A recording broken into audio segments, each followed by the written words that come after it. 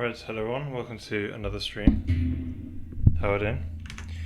So today we're working on rendering that 3D volume that we made, which is filled with spheres. So that's what we've been working on for the past, I don't know, it's probably nearly 20 streams. Because we did a version 1 in 14, and we did a version 2 in 8 streams. But now, if we give the game a run, we've got all these shaders which construct a 3D volume of spheres, and we've tested out the results, like the data, and it seems like everything checks out. So we just have to try and now put pixels on the screen. So in the past, we have rendered a 3D volume of spheres, but it didn't have a level of detail to it. So we're going to take the original renderer. I don't know if this is the one I used before to talk about it. I don't even know anymore. Yeah, so we're just going to use the screen-based tiled renderer. So I'll just draw it again. So essentially, we've got our screen. Now the old version used to take a volume and then just put it used to take all the spheres in there and then put them into a wait, let's just line this up just right. So each grid cell is known as a tile, and each tile has an array of spheres. That's how the old one used to work. How the new one is going to work is we're going to that ought to be good enough, you know what I mean? Right. So so each one of these is a tile on the screen, and it has an array of spheres. That's how the previous one worked. It would take the single volume that we have, and say the volume will be here in this on the screen. It will then go over all these screen tiles and sort of give them all the spheres which overlap those tiles. The new one's probably got to work a bit differently because we want it to be performant and scale for tons of things. But at the end of the day, there's still going to be an array of spheres in there. It's just the way it's going to get there is going to be a bit different. So we've got to solve for multiple instances of the same model. So let's just put somewhere else on the screen. So I think let's just start.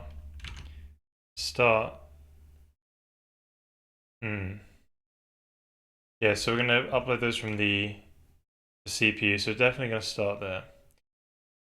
And then what we're going to have to do is probably go from the top of the LOD tree. Here's the one I used to use. So this L0 refers to the whole volume, which is 256 cubed. But obviously it's only got one cluster of 4x4x4, and this is the lowest level of detail when you're really far zoomed out. So we'll do some approach where we essentially start at the rear of the tree. First, check to see if it is on the screen in any way. If it is on the screen in any way, then we can continue. If not, we return. But it's on the screen. Then we check to see if it is the desired LOD to render at, right? And if it's not, we then put all of the children onto the queue, and then we'll sort of process them L1 next, where we repeat the same thing, right? Check to see if they're all visible and on the screen, right, and stuff like that. So essentially do some sort of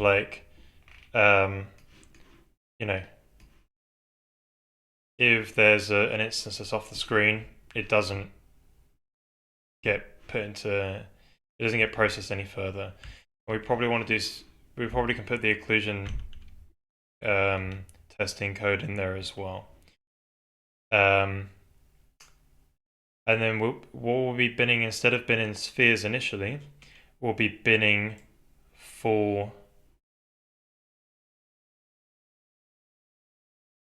We'll be binning clusters. So that's one entry. Is that right? Yeah, one entry which has a 4x4 set of spheres. And then after we've binned clusters, we probably want to go over all the tiles again and go over all the array, go over all of the clusters within,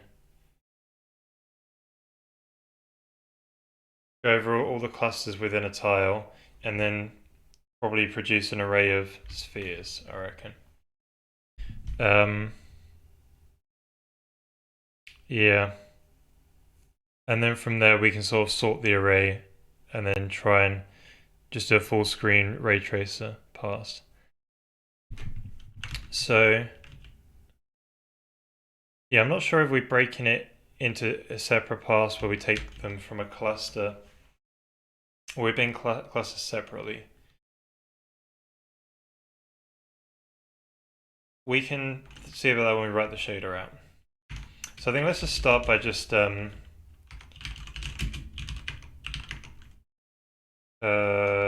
want the graphic shared, isn't it? So I think what might be a good idea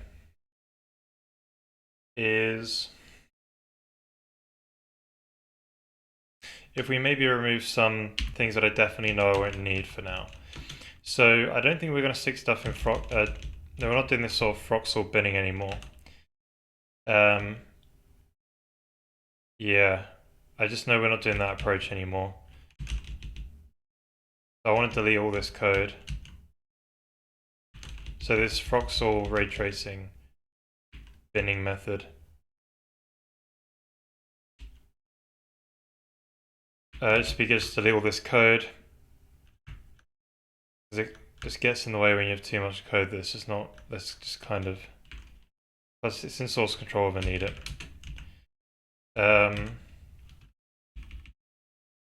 Alright.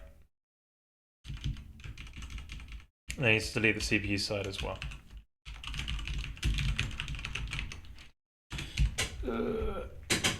Right, this Froxel buffer needs to go.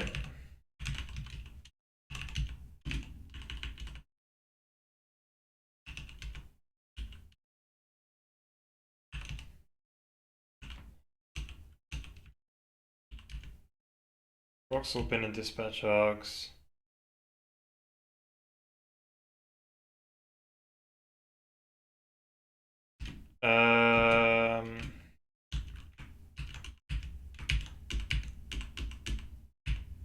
Okay.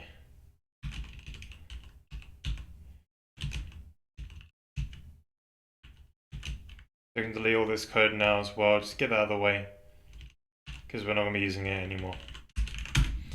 Alright, so now we need a new, maybe not a new buff, maybe we already have one. Volume instance. Alright, here's the GPU one. What from local volume index and the material palette index. We won't be using this for a while. But yeah, this is good enough. So I think we've already got... Right. So here's like a simple scene I guess I'll be setting up. There's model instances. We didn't use the word model anymore. I think I kept it. Yeah, maybe we should get rid of some of this code as well. It's just ultimately in the way. Oh no, but some of the BVH stuff is there as well. Fine, maybe, you know what, let's just get rid of it. Just the model instance stuff. Well, no, let's just keep it there. So we'll call this one like old code. Yeah, we'll get rid of that at some point. So volume instance, this is the one we want to use. We've already got a buffer for this. This is good. And we've already got it like rotating in the scene. And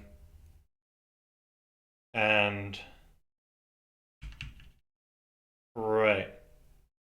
So volume index dumbbell, I guess.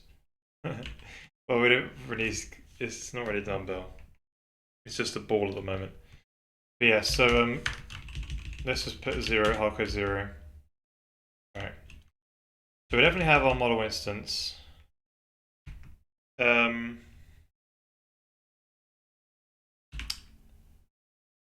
uploaded to the GPU, which is great. What is this one? Volume cluster sphere tile binning. So what does that first shader need to be again?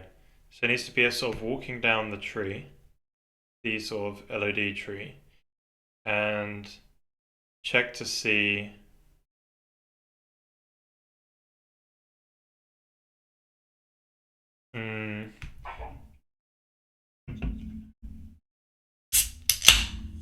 So I wonder.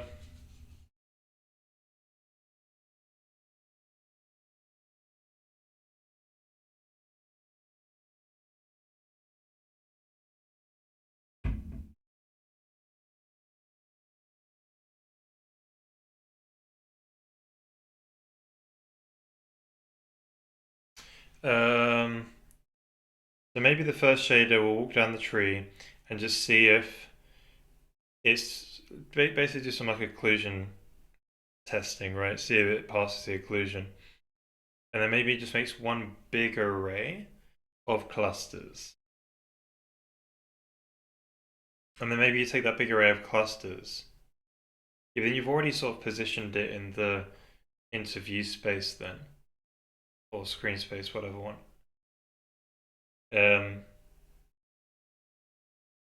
So yeah, you might as well try and bin it in a tile.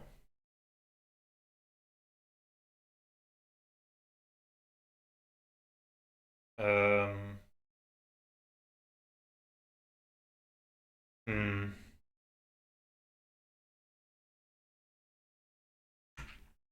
Let's go back to this graph. So if you have like, say if you have like 1024 or 1024 volumes at most, maybe, or instances, maybe you might have more. Maybe you have like, oh, maybe that's enough. So you could say every tile goes over every single volume and walks the tree and see if it goes inside that tile. And that way you won't have any.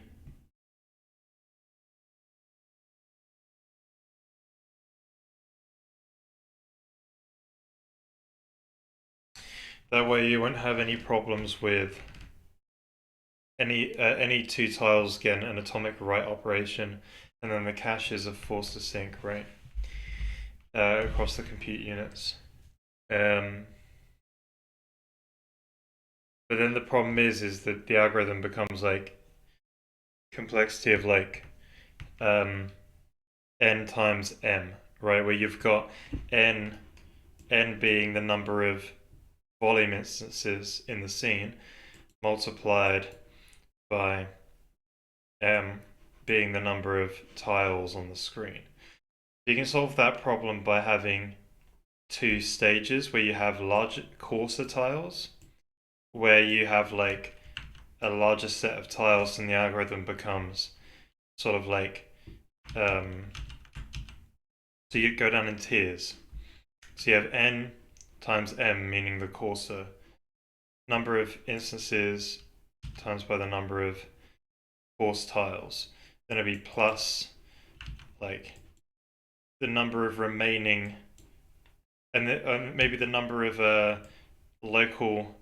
Okay, maybe the number in the parent coarse tile plus, also multiplied by the number of tiles in in the, yeah, is it, yeah, the number of tiles or something like that. So that helps reduce the complexity of the algorithm down, but done in two passes. Where you go over the coarse tiles first, goes over all the volumes, and then the individual tiles go over a smaller list of volumes. But then you have to get the volumes to go back into screen space. Like, they transform them from local space into screen space. That probably isn't that bad, to be honest, of an operation. So you do that twice, and then they have to walk down the tree twice. Yeah, so this is why I think we should keep the walking of the tree separate from the binning. Maybe. The walking down the tree would just be to check if we can cull it. Yes, do like a culling pass. Then do a culling pass. And then have that in a list of clusters to render. And then do that sort of two-tiered cluster binning. I think that's what we'll do. So we should make a new shader now. We'll call it like volume culling or something like that. So you take your volume instances.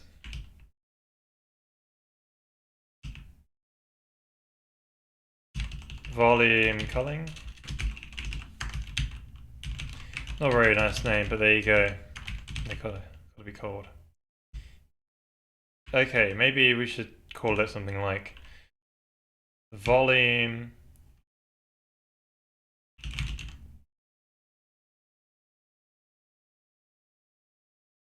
Thank you for the follow, appreciate it. So this is basically saying volume cluster call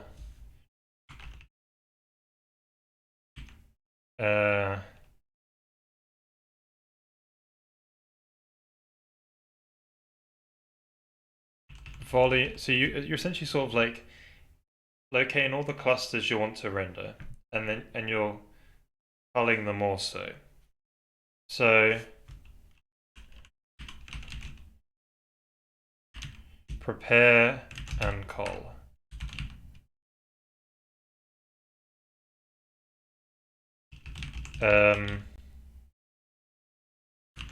Prepare clusters and just call it prepare clusters maybe. That keeps it shorter and it's good enough. So it takes an input of volume instances, and then we need to have a way, we need to have some form of like data structure. Put a cluster node, wasn't it? So this doesn't have like, hey, this comes from this volume, you know. It's specifically a node within the cluster tree. So we kind of want another one where it's like a volume cluster reference or something like this, and it's going to have E32 for a volume index, and then a cluster index. Yeah. So, but we could probably squeeze that down into just probably one E32. So if you got put it this way, the maximum number of clusters is actually kind of small within a volume. It is literally 64 cubed, right? Pretty small number. So all we need... Oh wait, no, maybe it's not a small number. 18 bits for that.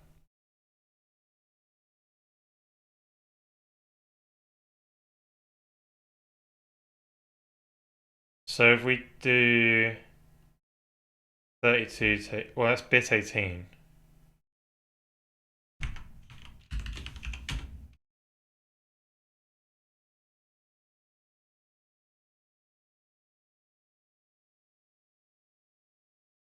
So it's 19 bits, right? So if you do 32 take 19 bits, gives me 13 bits. So once you've left 13, is that like 8,000? Okay. So we're gonna have 8,000. Yeah, but I think we can do it. 8,000 volume instances, maybe. Hey, Downsy, how's it going? Doing good? How you doing? How's life going?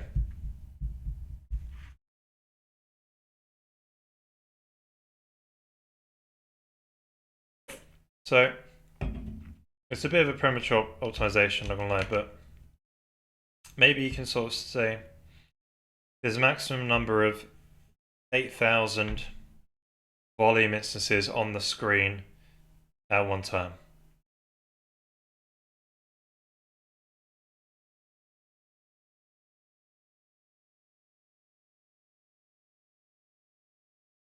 Oh, actually, though, yeah, no, it won't work. It won't work. I just realized. I literally just realized. Because it's not 64 cubed as maximum number, it's 64 cubed plus 32 cubed plus, 16 cubed, all the way down to the lowest level of detail. So actually we won't have enough. So they're going to have to be separate integers. But it's good that we thought about that at least. No way to cram that down. Good, thanks. Just dropped my daughter at cricket. Oh, at a cricket awards ceremony. The team got shortlisted. Nice. I'm up. I was making work as usual, but tucking into Tesco meal deal sandwich now. Awesome. Yeah, man. That's really cool. I'm yet to yeah, have all the children's like after school clubs and stuff. I do not know how. Yeah, like I probably have to drop something to.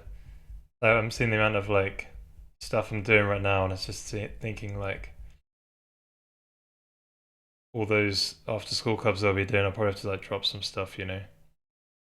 But how's the fam? Fam's doing good. Baby's asleep right now. He's doing good. Is a lot of fun. It's great because I get to sort of see him throughout the day, and he's always that cheerful, or mostly mostly cheerful when he's not needing something. And it's a lot of fun to pick him up and fly him around the room. Um, but yeah, things are going good. Things are good.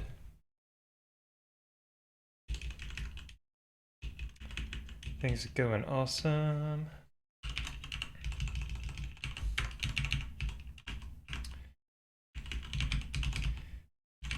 Yeah. And it's my birthday in like 6 days. So at the weekend, got to prepare for some barbecue. Some barbecue as well. Gotta go and get a whole load of meat. And yeah, prepare the house as well at the same time.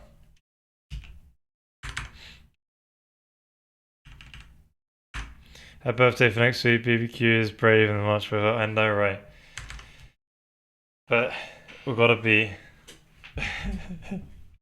Yeah, it's been quite bad, but we're praying it's going to be good. It's going to be great weather.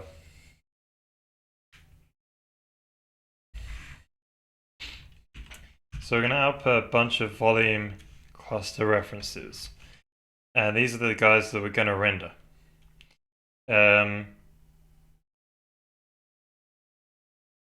Yeah. I don't know what else do I need. Oh yeah, I obviously need the cluster tree nodes.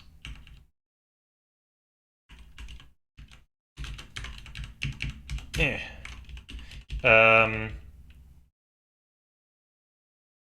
A volume instance index sounds ideal, and voila, that's all the stuff we need. So let's go ahead and find ourselves a place where we can stick the shader. Maybe we should stick it above the tile bending one actually.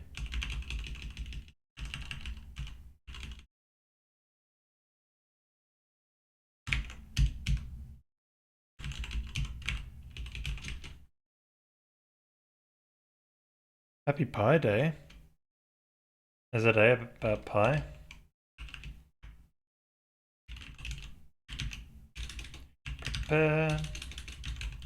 Prepare cluster.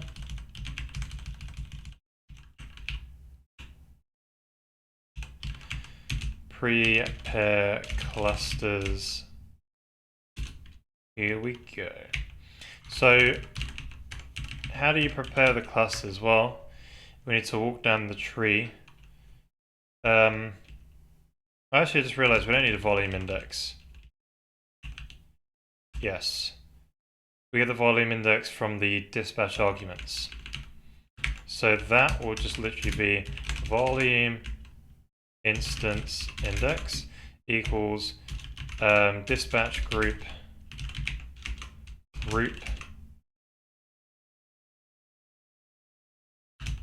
index.x. So we'll launch from the CPU side. We'll be like, oh, we've got this many volume instances, and then it'll go ahead and sort of sort it, launch this one, and we'll sort them all out. So now we need to walk the tree. Bearing in mind, actually, we'll probably launch this shader a few times. Actually, I just realized that if we're walking the tree, we have to launch this shader a few times. So we need a buffer to stick that in. So basically, you'll build a bunch of cluster references. Okay. Right, so changing how this works now. The input.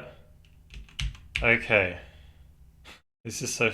Right, so the input is cluster references, and the output is cluster references. So this one will be the cluster reference process ring buffer. So I guess we'll just call this the process ring buffer. And this will be the sort of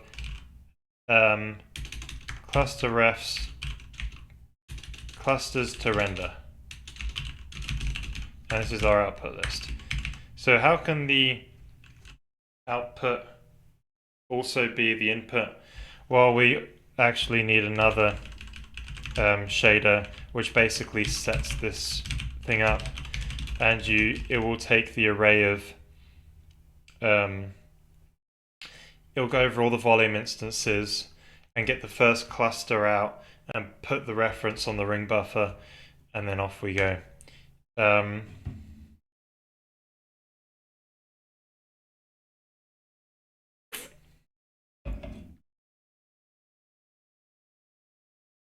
What completion plugin am I using? I don't even know. I just used is it TJ's quick start thing? But I think it's, you can send up Neovim. I can complain for days about Neovim, but yeah, the setup code is like astronomical. It's not even the thing anymore. That's the old school. That's my old school one. Talking about new school now. Install local share.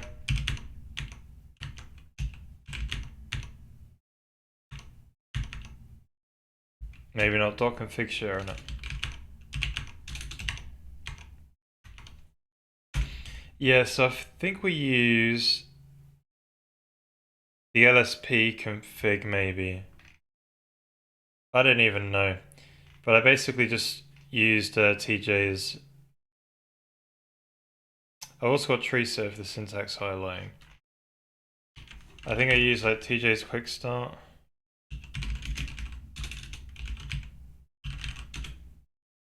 Oh, kickstart, that's it. And then I just basically heavily modified it. So it's whatever kind of comes default in this thing. I want to give you completion. Well, there's something in here. There you go. CMP. Wait, that's for Lua though, isn't it? I don't even know anymore.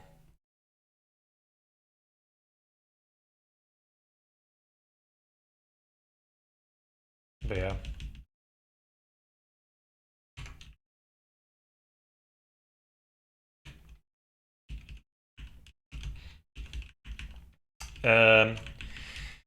So this setup one is literally just going to go over all the volume instances within your uploaded buffer from the CPU, and it's going to write out to the process ring buffer all of the LOD 0 clusters, and that's one for each volume, and then that one splits into 8, right, a 2 by 2 by 2, aka an octree, and then each of those split into 8, aka an octree, and that gets you L2. And you go away until 256 cubes set of spheres. Right. Ta-da! So, this setup shader, so we're going to write another shader now, will set everything up. And it's going to be amazing. So I have 32 because wave 32 and things like that. All this one does, it's dead simple. It gets the volume instance index, it reads in the volume instance,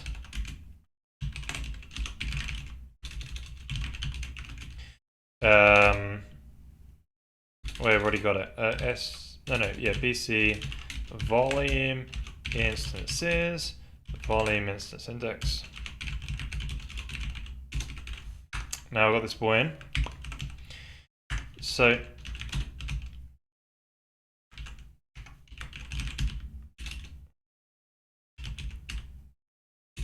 they should make a spin-off song for a spin-off version of that song, even though it's already a spin-off itself, and just make one about NeoVim. The NeoVim config is a mess.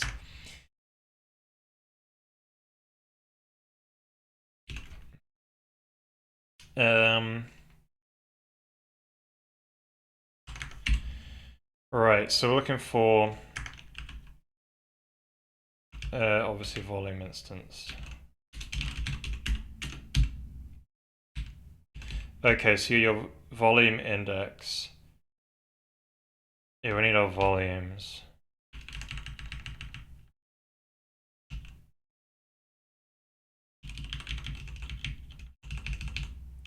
An array of volumes.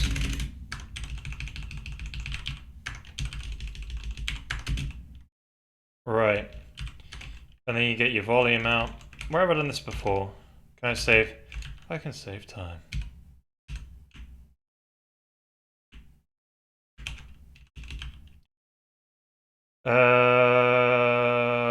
Right, so with the volume, it should point to the Amadeus IntelliSense. Just do a better job.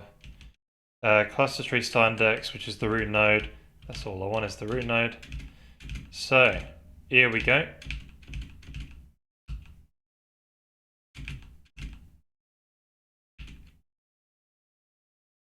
Don't know where I'm going.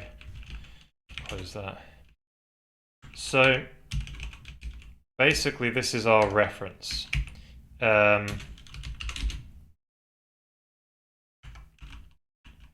do we push onto the queue?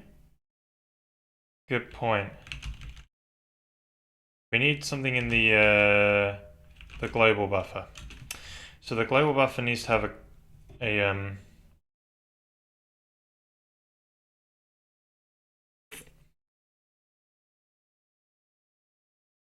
no, I don't have it somewhere. But I did drop the link to where I got mine from. Right, that's where I based it off of this one on here. Like, this is what mine is based off, this one here. It's probably changed a whole lot since, because I did mine like a while ago. But whenever this thing first got released, I just took it and tried it out. Because I wasn't using NeoVim for all of its wonders and stuff. I was just using more of like an old school kind of setup. So I kind of was trying it out and I haven't really changed it since. Because I haven't been bothered going back into my config. It's just kind of works alright. I think some stuff has broken over the time, like I think I can't do the telescope thing. I'm kind of alright. My project's very simple to navigate, so I don't really need it.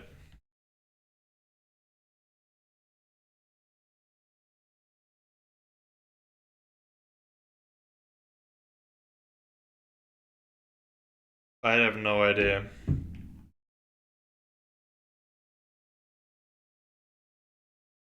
The thing is, autocomplete comes built into Vim, right? You can press Control N, and up this window pops, and this gets populated by one, the default system in Vim, right? Vim's default system, and two, if your LSP stuff populates it as well.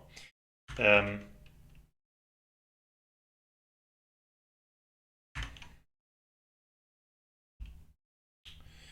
um, I need to add a process ring buffer. Yeah, I need a similar sort of system to this. So I need to make a new one. I don't know. New section or whatever. So this is like cluster, volume prepare clusters. Prepare clusters.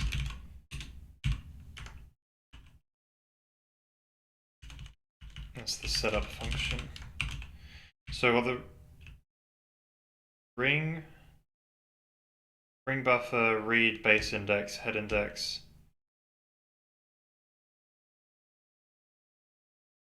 Tail index.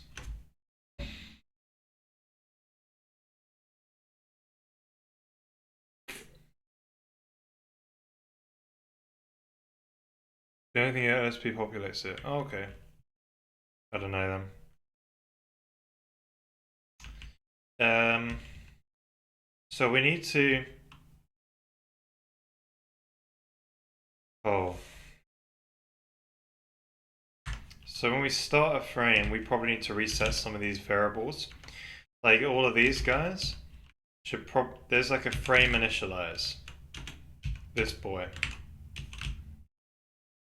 In here, this reset stuff like our printf buffer or readback buffers and stuff like that. We're gonna use the global buffer. Have I got the frame in it? So one of the first shaders that runs. Yeah, this needs to do a read write or a write only, whatever. Write only on the not surface. Let's just do a read write on the global buffer. So this is just globally accessible. We don't have to upload anything to the shader to say we're accessing it because it's got a fixed index, like index 0 or whatever in the descriptor sets. So we can just pull it out. Nice and easy. So what we can do is simply just say gfx global and then set these up. So we just set them up to zeros and voila. So now they're initialized in some other previous shader, so we don't have to make a setup shader, because that would be a bit weird, wouldn't it? So go back to the setup shader. Now this one is going to do is atomically append to the tail index. So we're going to atomic add U32, take the address, and we're going to add 1. This gets us our insert index, and with the insert index we can say, hey, cluster, I forget the name, let me just go and find it. Process ring buffer insert index equal, and now we sort of set up the bits and bobs. So in here, we need to say, hey, the volume instance index is equal to volume instance index.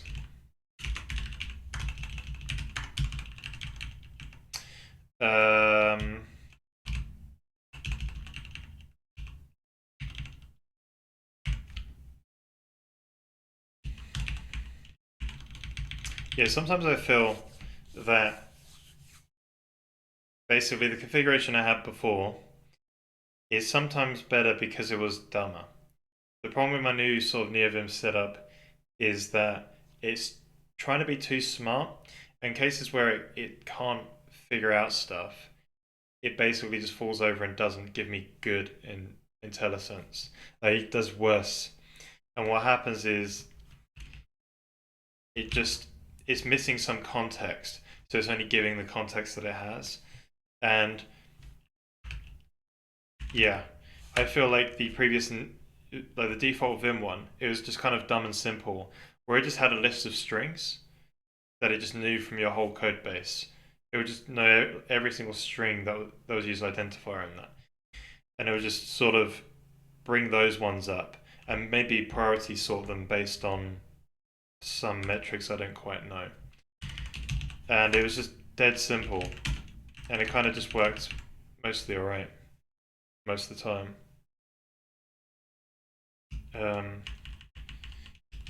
But yeah, there are cases where the LSP is definitely better, but it falls over in worse cases there. Well, it's not volume index, is it? I just realized. It's a cluster index. What is the cluster again? Is volume dot cluster. I kind of had the name, but I deleted it. Cluster node start index. This is the root cluster node, aka LOD 0.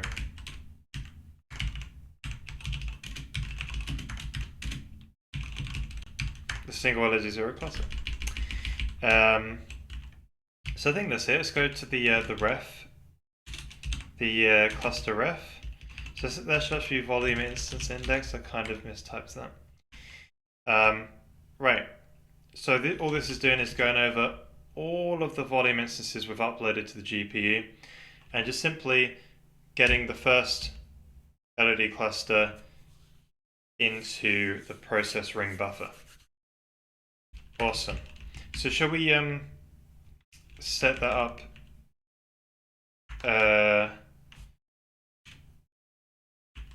CPU side.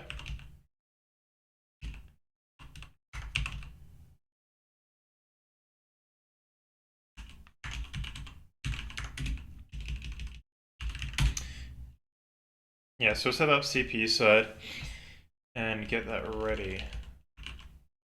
So here's the CPU side, we kick stuff off. Essentially we're gonna want something like, probably like that. So I want it like, there's a lot of dead code here. Right, so it'll be somewhere around here. This is the volume, this is the tile binning ray tracer. This is what we're gonna get up and running again. So if I do this, here we go. So we're gonna call it, so this is the constants that we push up. So we have the volume instances. And this is the buffer that we uploaded to.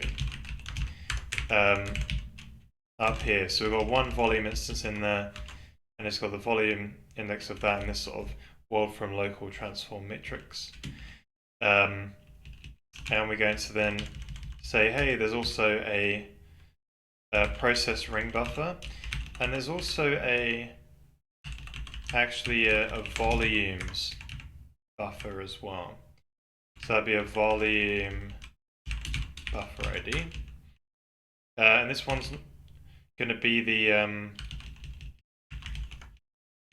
so we'll call this one the prepare clusters ring process ring buffer ID. So essentially we just put stuff on the ring buffer, do one, process all of them for that next level of detail, and then push on any more onto the ring buffer if we have any, and then repeat again until we've processed all levels of detail. We'll see more of that as we go. So this would be the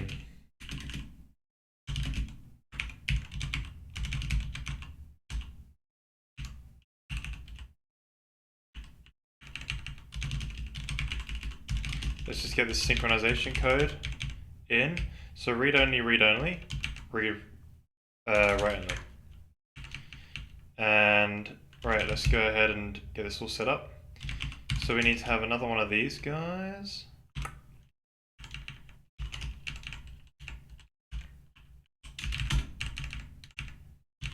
Prepare clusters process ring buffer. So how many are we going to have in here? Well, it's the maximum number. That's a good point, actually.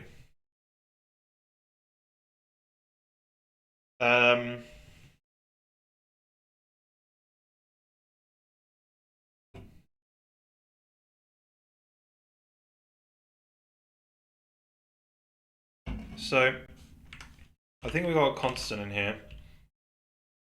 I think there's a max number of max full volumes. Yeah, but you have an instances, isn't it?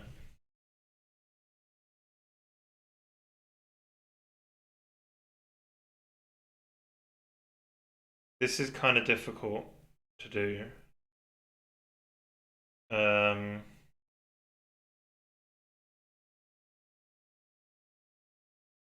So put it this way, the biggest LOD is going to be 64 cubed.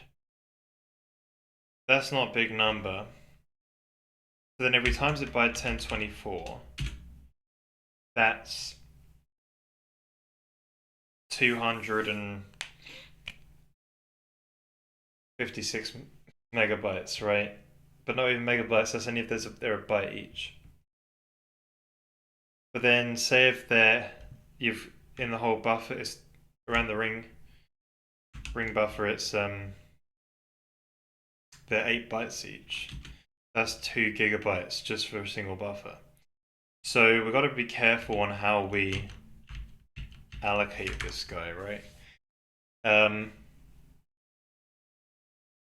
So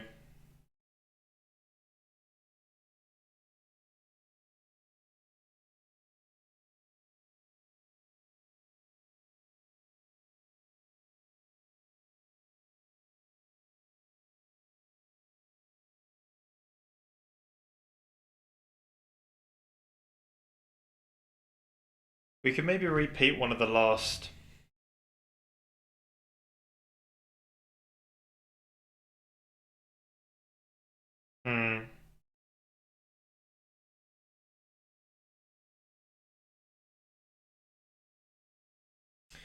Like we could have some safeguard where we basically, if we overflow the ring buffer, we just don't write into the ring buffer and that cluster just isn't rendered.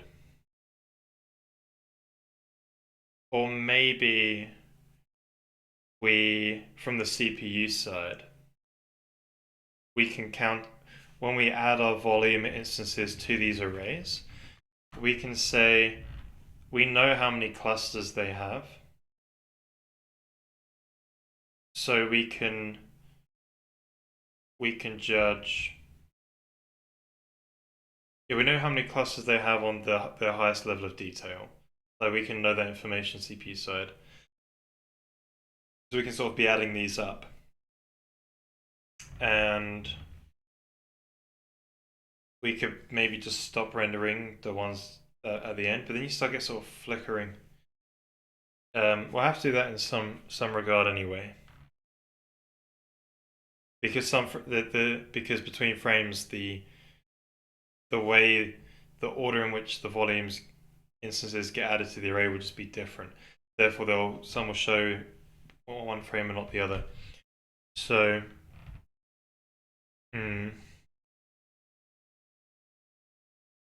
so how can we make this process queue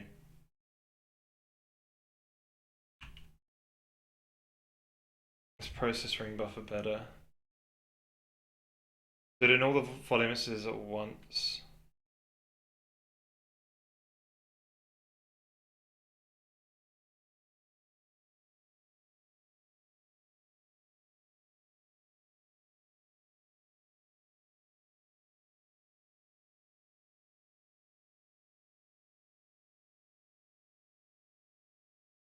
Hmm.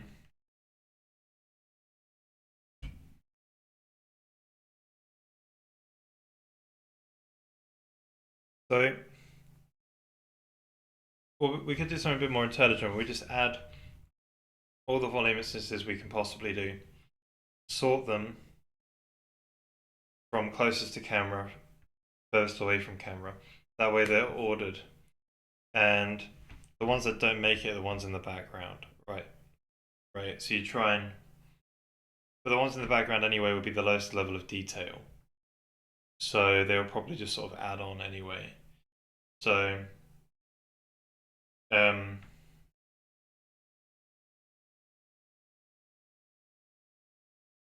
um, hmm.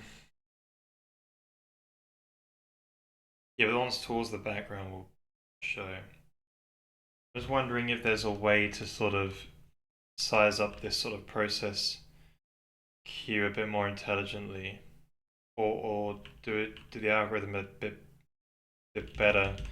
So back on. Yeah, kind of disappearing off the camera there.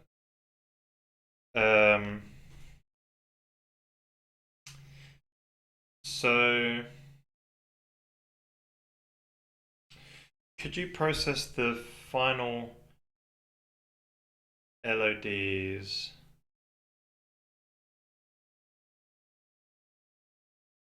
Well, no, because you like when you take one cluster from the ring buffer, it could turn into 8 more clusters at a higher level of detail and push on, right? Um,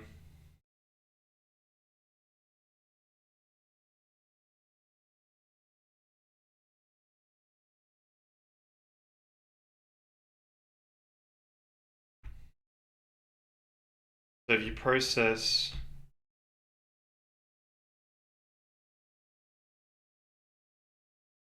so the final one is where the biggest problem is, I think, because you're going from, well, say if you had that,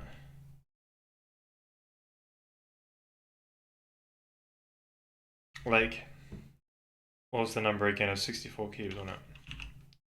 That's the maximum number of clusters in the highest um, in a single volume. Um,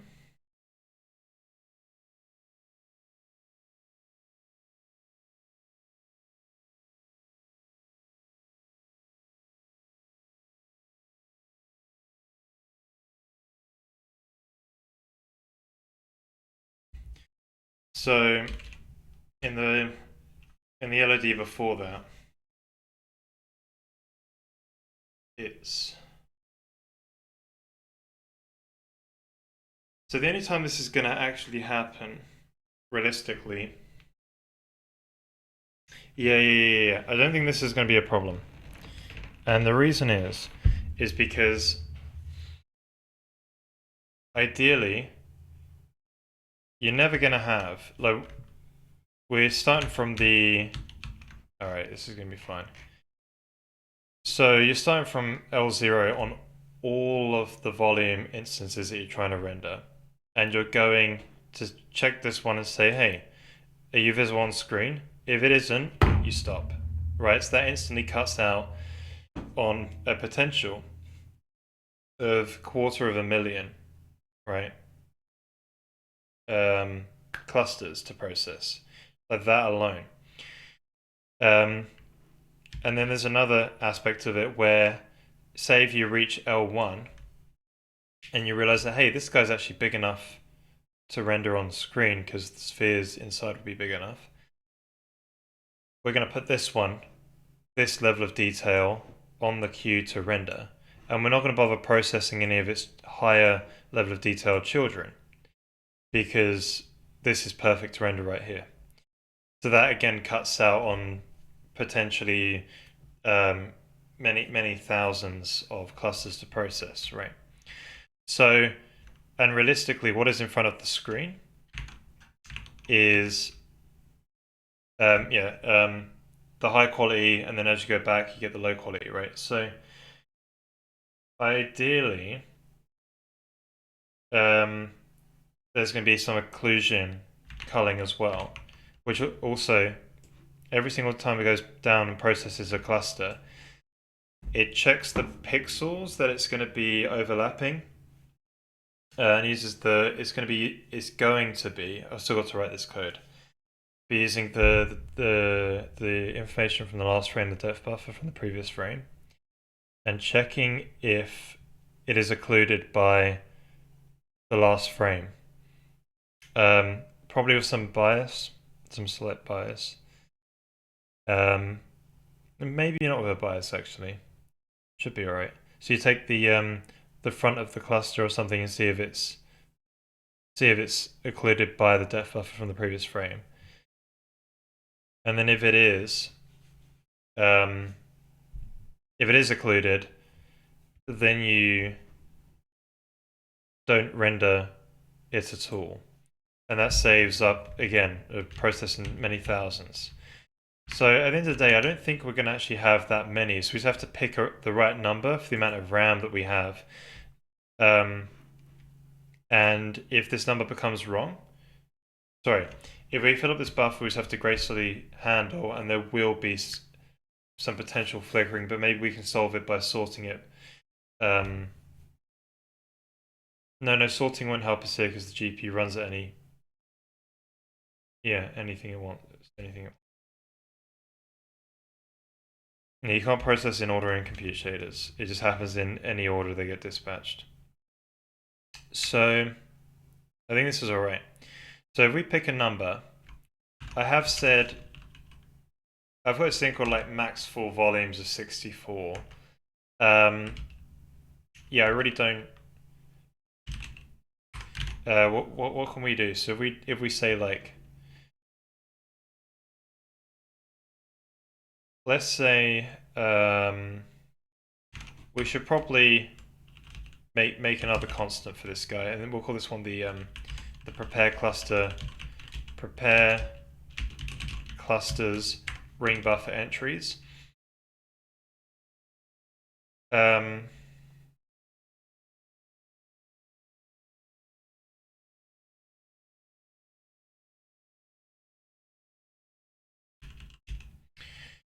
clusters in highest LOD, we should probably have something like that. Clusters at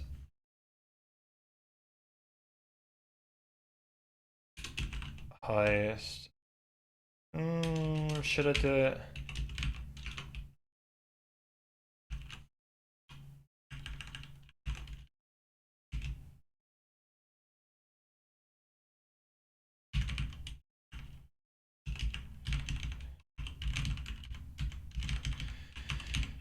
Clusters at highest LOD multiplied by what?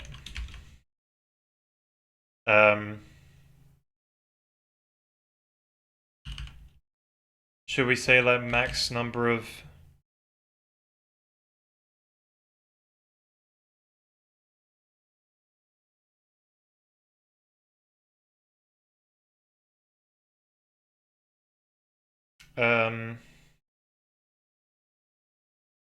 max volume instances? So we should probably say max full volume instances to render.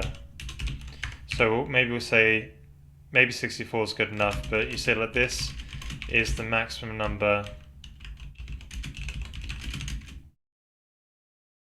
of potentially number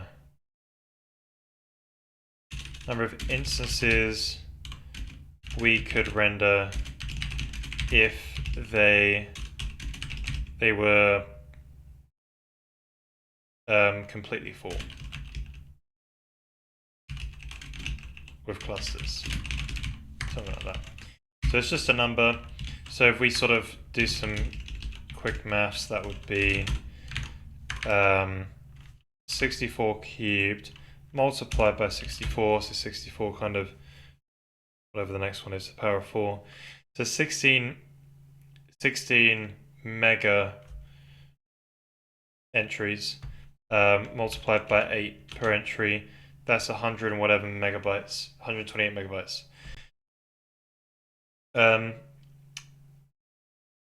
So we could always improve that later, but for now that's good enough.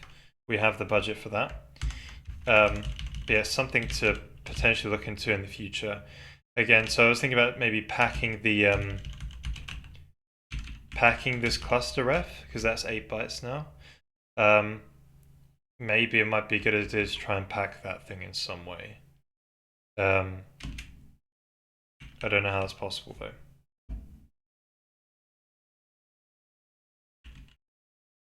I think we tried to pack it earlier. Didn't seem possible. That's alright. Okay, I'm happy with that. So this is a volume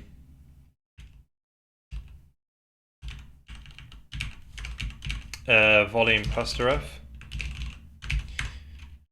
Boom. So we got ourselves one of these boys. I like that a lot. So yeah, this is just gonna set up this prepare cluster shader that we're going to be launching. This is not going to be indirect. It's just going to be launching based on the number of. Do I have the?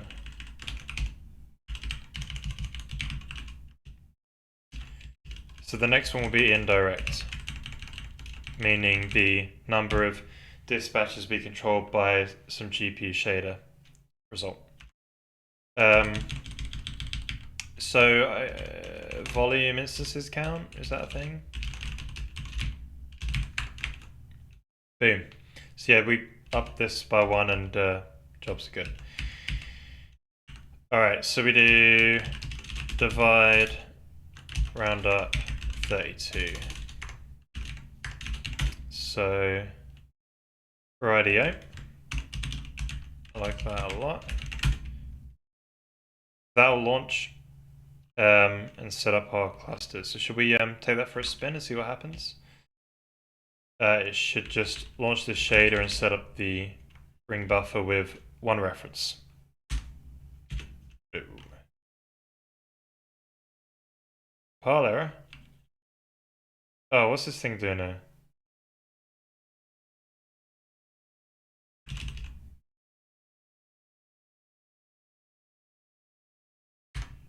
Oh, right.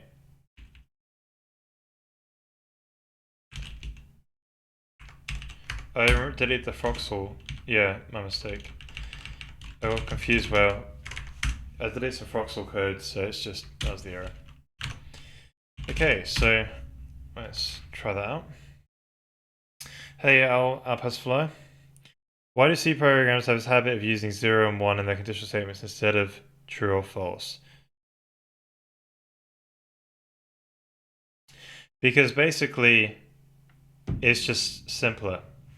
It's easier to write. You're just trying to express something, like in C, right? True and false are kind of these things where it's like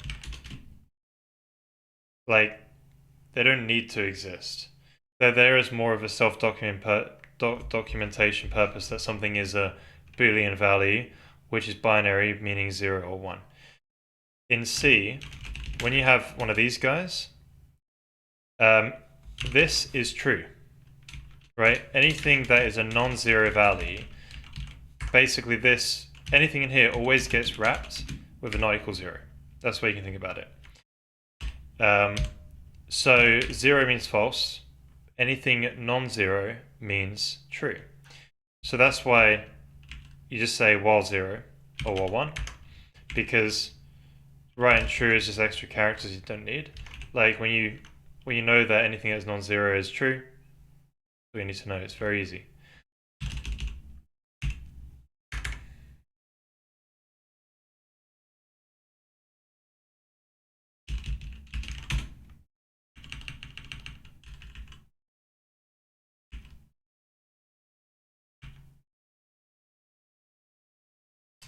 Yeah, I would say, yeah, just for saving characters, and it's just easier. Like C programs work with less abstractions usually. The thing is though, um, just so you know, this isn't less like the C abstraction itself. Like, I don't think hardware typically, or maybe it might. I don't know. I'd have to look into that. No, you would do a compare on Intel. You do a comparison operator that sets a flags register, and the flags register would have if it's like less than, not equal, and have bits that represent like less than, equal, not equal, and that sort of thing, isn't it? And you'll take those bits out and put them in a register. So essentially, like, this isn't less abstract. This is a C abstraction, right? And the C abstraction will basically, like, yeah, this is just the way C abstracts. Yeah, a non-zero value is great. Like, I actually really like the design. Booleans are kind of, they're okay. Yeah. Like, they're alright. I do like them for self-documentation purposes, for like returning stuff. But yeah, but I also think that the way if conditions are done in C, I just prefer them over any other language. I just saying like if insert index. Like, that's just saying if it's not 0, right? Like, it's just easy to read. No need to worry about it. Like when you know. Then you design your data around 0 being this sort of like invalid value or something, right? Or kind of a false value, right? And when you 0 initialize memory, that also helps, you know? So there's lots of good things that it works around. But to abstract 0 and 1 to false and true is like abstract, which can get messy quickly.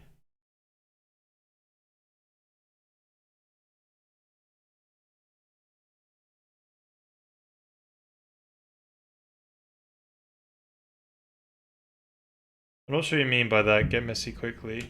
Or you mean just being very rigid, where things are either 0 or 1 or something like that?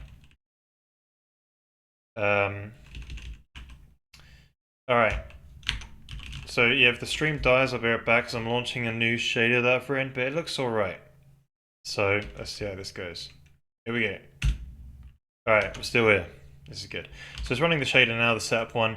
This sets up that prepare clusters shader, which we haven't written yet. We're about to write that now.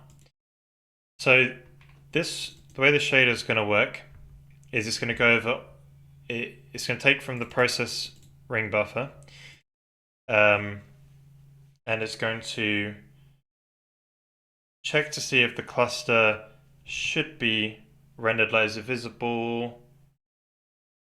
Is it not occluded? And if it's like the correct size to sort of render on the screen, like is it the correct LOD, right, to render? If it is, we put it on the list, and that's it. If it's not, we get all the children, if it has any children, and we put those on the process ring buffer for the next time this shader is called. So before this, we're actually going to need another setup shader. Terrible naming, I know. Setup LOD. And this prepares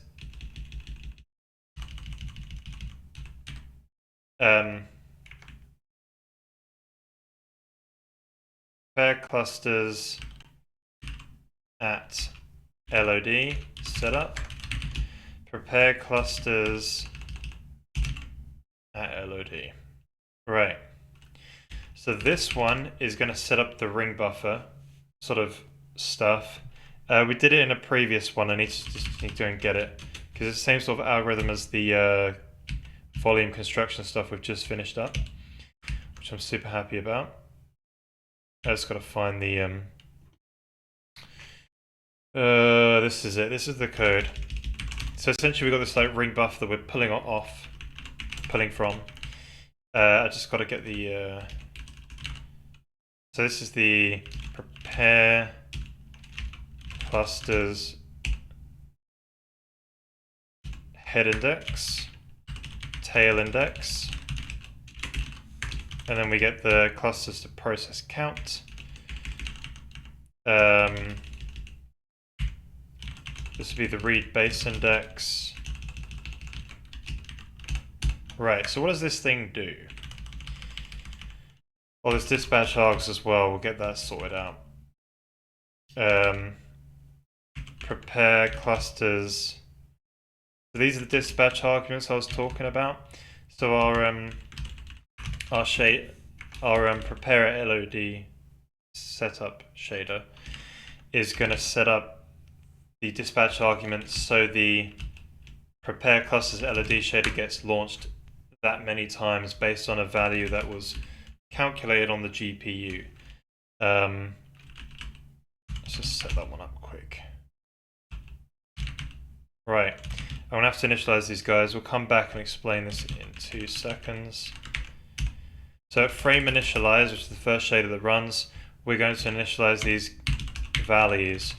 So the X is going to be 0 because that'll be modified. Actually, we don't have to do that here. We can just set it all up here.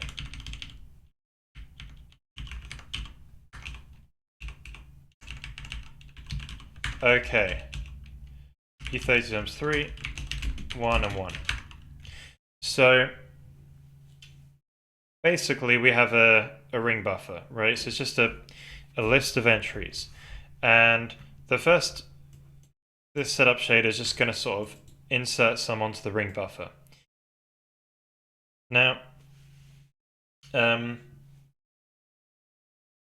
before we call this prepare clusters at level of detail, we need to sort of prepare a couple of global variables that the shader is going to use.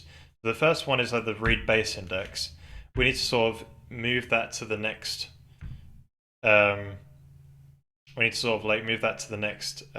Start location, and then we need to move the head index so that the next time the ring buffer is populated again with more information, and this shader is called again, the head index would have sort of moved, and let's just go over this basically. So the initial one will be 0, head index will be 0, then the tail index will maybe be 17 because this would have filled up 17 times. Then we'll do some maths here, and we know, hey, we've got 17 clusters to process. Then we're launching 17 groups for the dispatch arguments of this guy. This thing is going to be launched from the CPU side, and it'll be like, hey, launch it based on what this number is in GPU memory. And then, so this will launch 17 groups. Turns out we've got 1 cluster per group. This is processing... Wait a minute.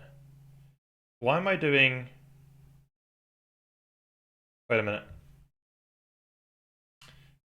Why am I doing 4x4x4? I'm not processing each sphere. Yeah, we'll think about this.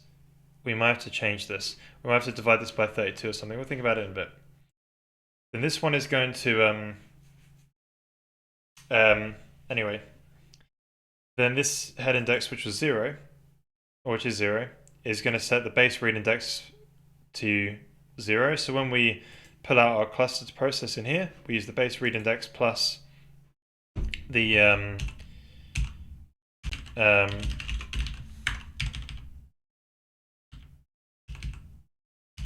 plus this read index, and then we wrap it around the ring buffer just in case it overflows. Boom, we've got where our volume was inserted in some previous pass, so we pull that out and process it. Then we set the head index to the tail, so now this would be 17. So the next time this shader is called after we've called this guy and it's done its job, now head index will be 17, and then this one will be 32 or something, and then we just go around again. This just prepares and sets up the shaders. So shall we see what else it looks like CPU side when we set this guy up. So I've already made one of these guys earlier, so it's a nice copy paste job. So we iterate over for each level of detail.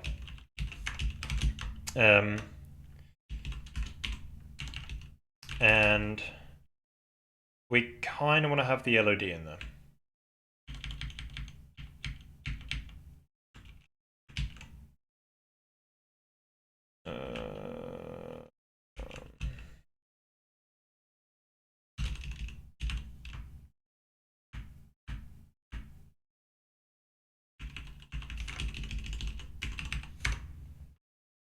Too much actions lead to mess readable code.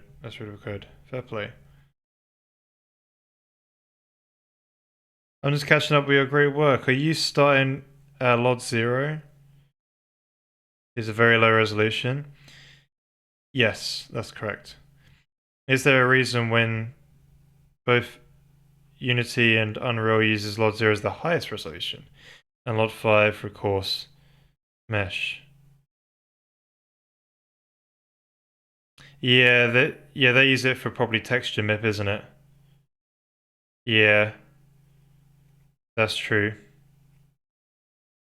Engine of that game.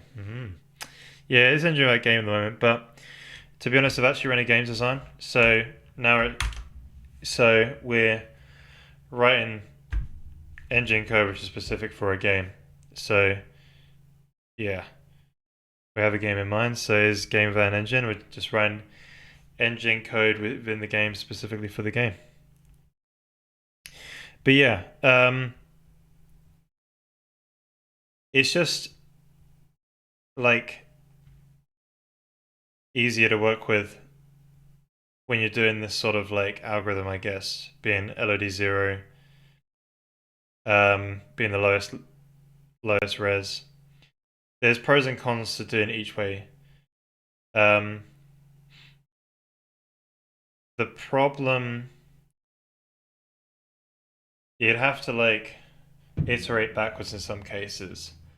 But yeah, LOD 0 is the highest. And that way, if I had different levels of details,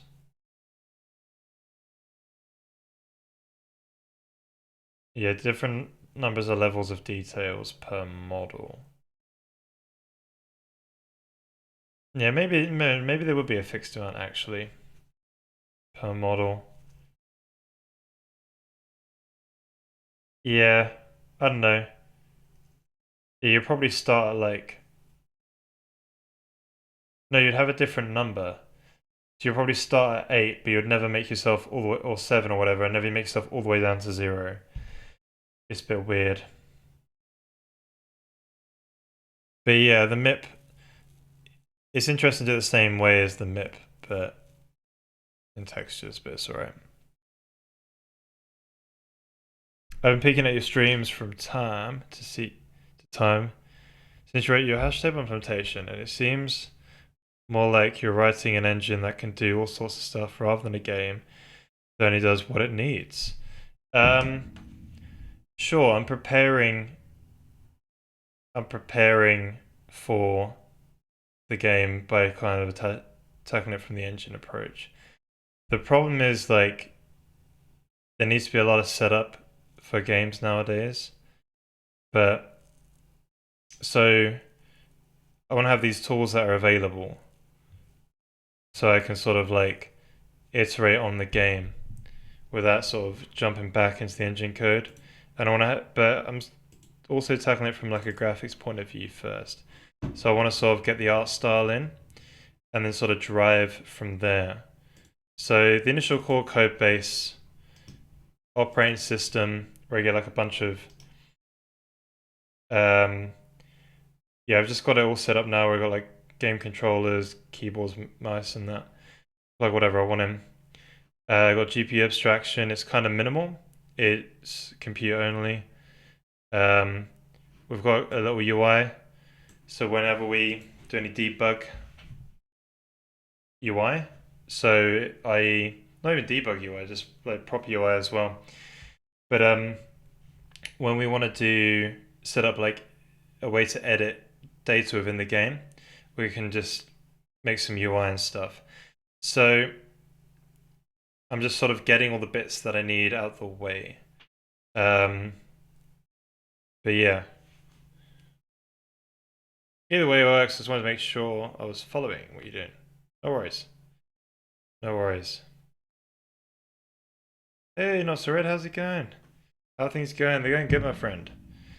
We're just setting up the shaders in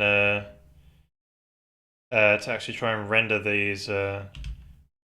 these clusters now. We're just sort of preparing them, and before we bin them into tiles, basically. How's things been with you? How's work going?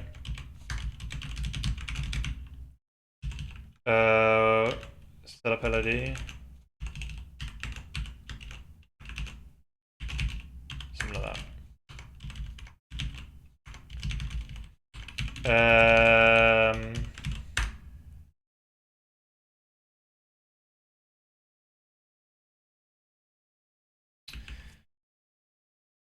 Clusters. So this one.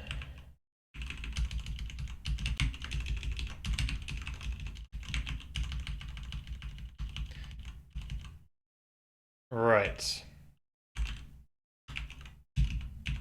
Okay, I need to just quickly.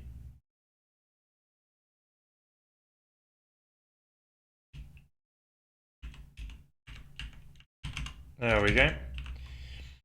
Alright, so this one, the only resource it's going to sync on is the global buffer. Because remember, it just changes stuff in the global buffer. Reason writes to it, right?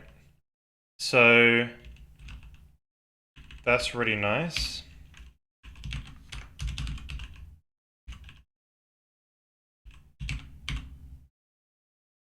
Good to hear. I'm doing good. I just opened up my laptop. Gonna work on the compiler a bit before sleeping. Nice. Good stuff. You working on that you're working on that import problem that you was talking about the other day. So you got this. Wait a minute. Copied the wrong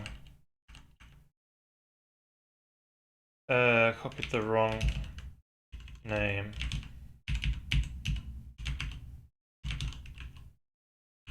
Right.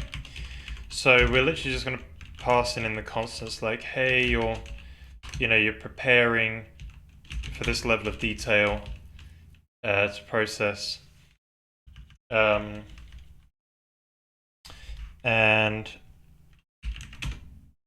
so this will like set up the dispatch indirect arguments and sort of set up the global variables for the ring buffer processing and also writing in the next shader dispatch. So now I just got to get the right. So this is a shader we're going to be writing soon, which is being prepared for. This one needs the volumes.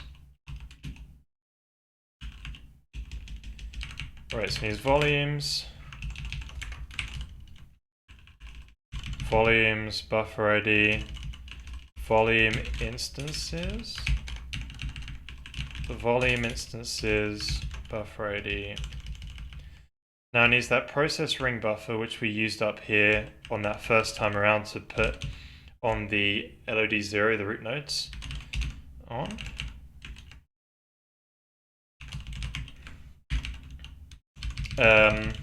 Sweet. And then I think that's, oh yeah, then we need the final clusters to render buffer. So I need another buffer called volume clusters to render buffer ID. So these ones have been like occlusion cold and LOD selected, which we still need to initialize.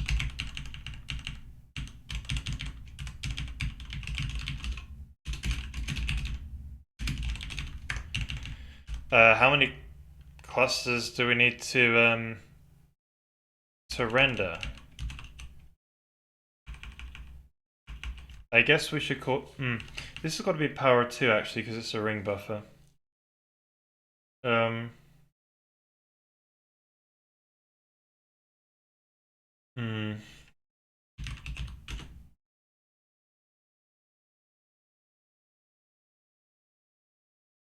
Yeah, but it's 64 to the power of 4 in it. At the moment. At the moment.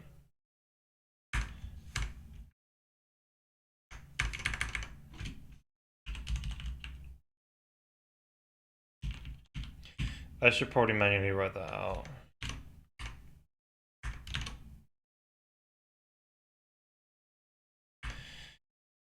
We should have a different one.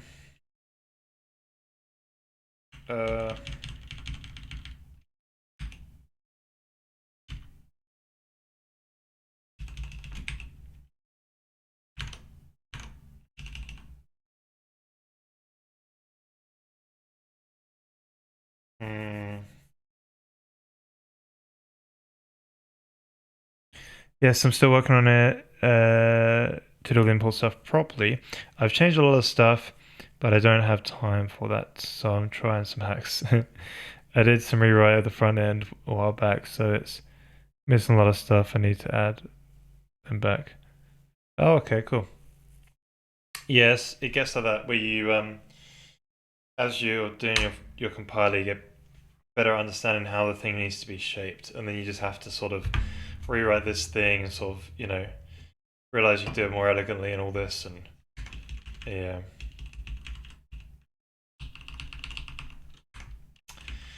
How could I structure this number? Like, it needs to be a power of 2. It just needs to be a power of 2.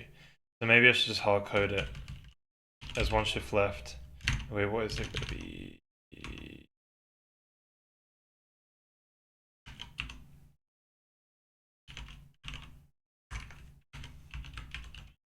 Well, isn't it that any power of 2 times another power of 2 gives you a power of 2, isn't it? That's the law, isn't it? That is the law. So why don't we just keep what we had? But then also must be a power of 2.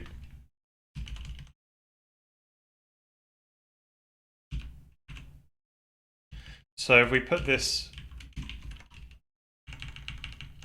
in the places where it matters,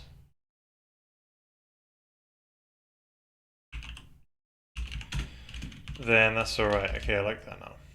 So we also need another constant. What was the other constant going to be?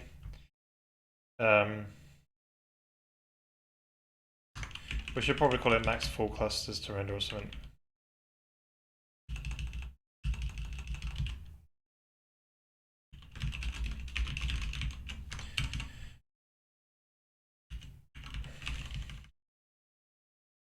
And maybe it doesn't have to be. Oh, yeah, it must be power 2. Let's just say that. So that would be a.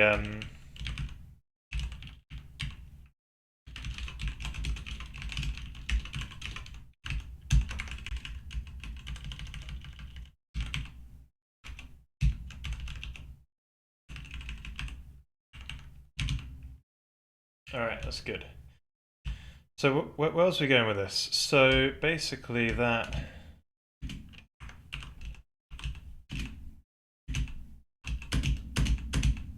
Here we go.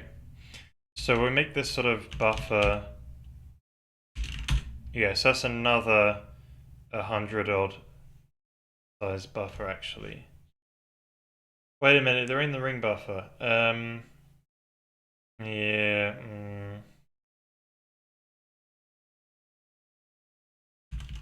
Maybe we get away with less. We'll tweak the numbers later. Right. So we do a read only on that. Read only on the volumes, read only on the volume instances, process ring buffer read write, and then read write, or maybe write only on the buses to render buffer ID, read write on the globals, and nearly there.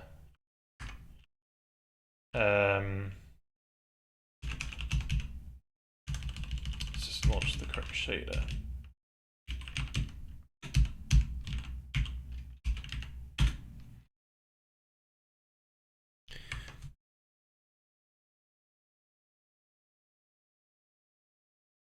I rewrote the front end 2 times and the back end 3 times. Excellent. Way to do it.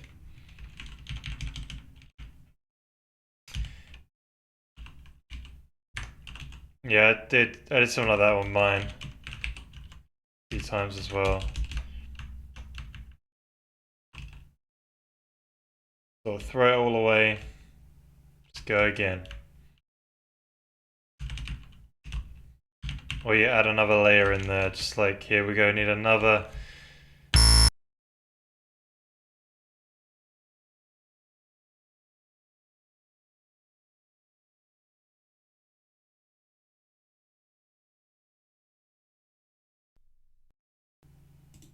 Right.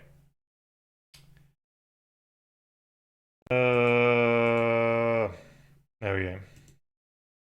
I got too excited. Smack the table. Yeah. So basically we're saying, hey, so this prepare clusters, right, so we can go over it proper now. This is good. So for every LOD, we set up at the LOD, remember it does that shader where we sort of set up the ring buffer cursors and that, and set up the dispatch args to say, hey, we're processing this many clusters this time around. And then this is our prepare clusters shader, which launches for that specific level of detail, right? It's dispatch indirect. It uses the global buffer and then offsets the global buffer where it points to those dispatch args which get filled in by the GPU. And it says, hey, dispatch it that many times. So before it dispatches, the GPU loads from that address and, works with that number. There we go. So now, this is where the fun begins. Now we're going to do the actual processing and then repopulating. So we process our entry from the ring buffer and then we populate the ring buffer with more entries. So we'll be adding to the tail basically and putting more things on. I almost rewrote the front end again because I had a crazy idea about handling the Bayesian handles instead of pointers, so I could just dump my allocator into a file and use it again. But I gave up on doing that because it's going to make my life a lot harder. Yeah, debugging will be a lot harder when you start using handles. And if you're not, and with a compiler, you're just basically creating a whole ton of stuff and then the program dies. So there's not really a problem about having handles and that. But yeah, pointers are just fine.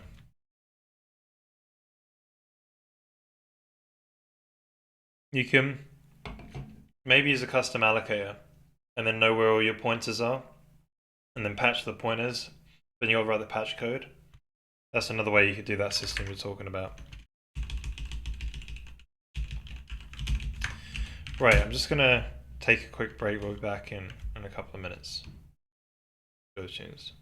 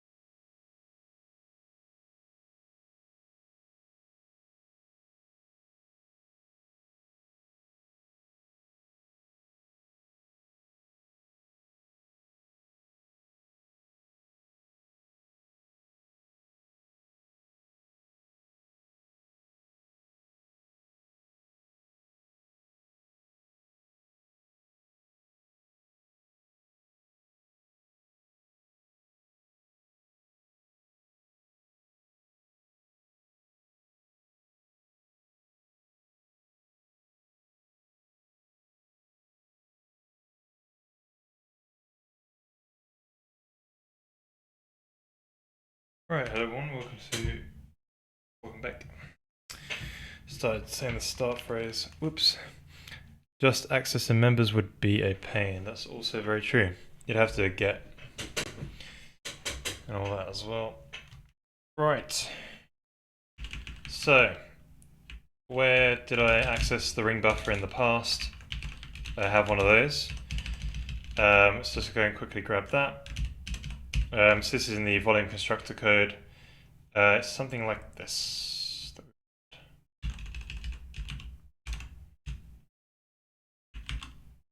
Here we go.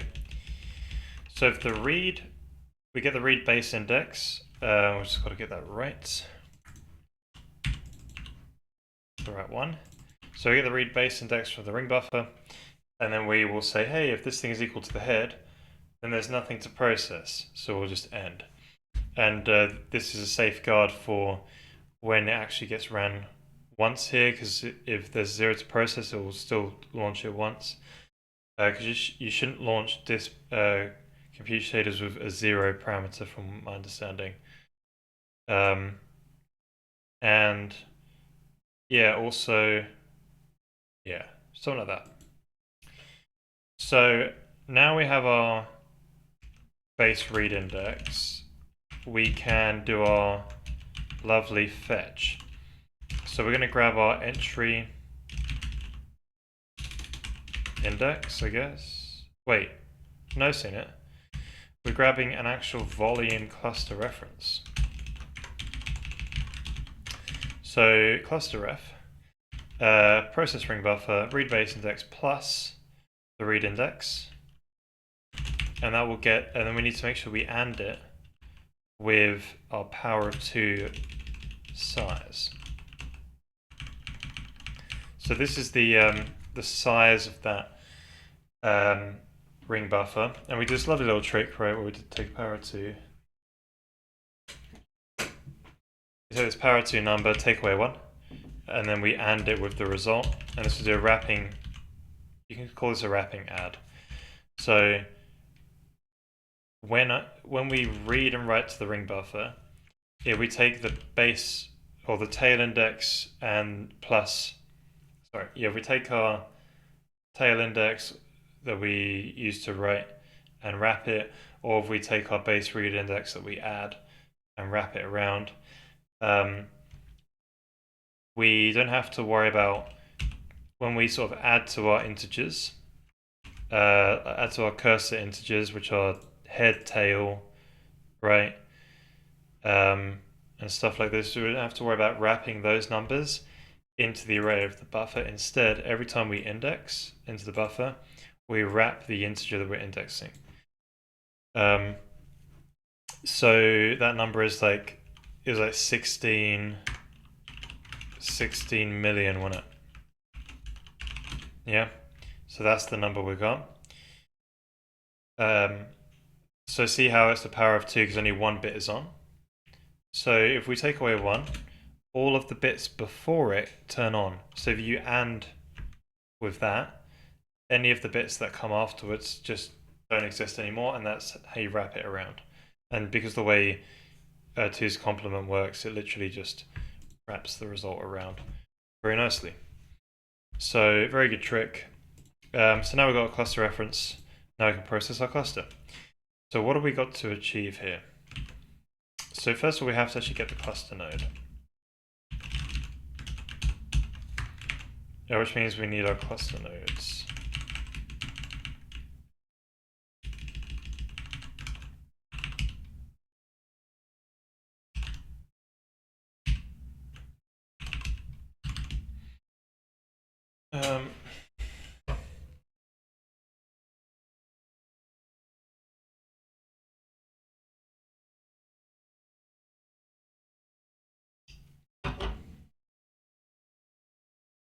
So I've got to get the cluster nodes here. So let's drop these boys in. I could have swore I remembered that, but anyway, this is going to be read only. Right. That's where I'm touching this memory in any way. So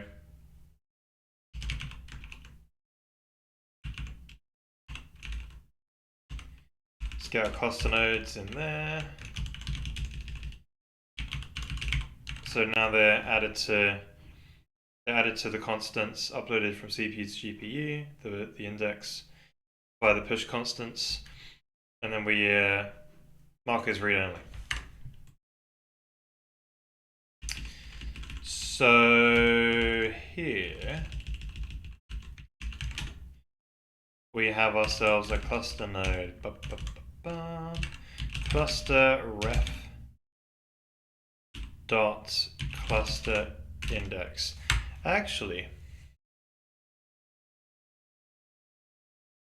so I was thinking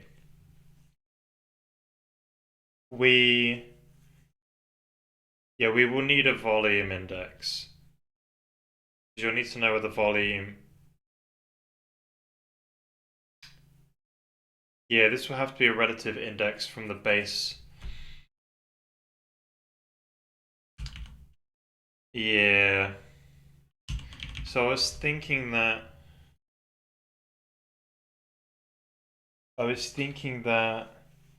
the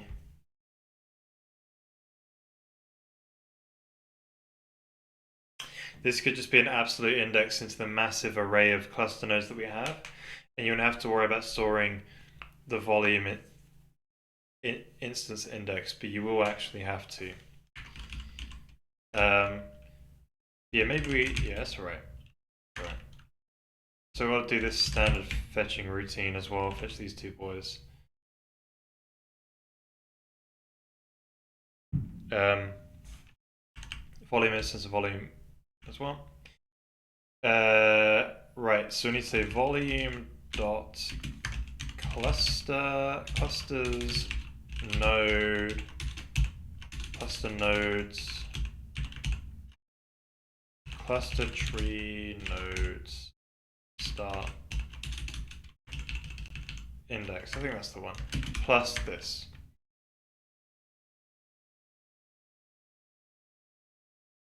Yes. So maybe then when we set it up, this actually needs to be 0. And this should actually be called relative cluster index.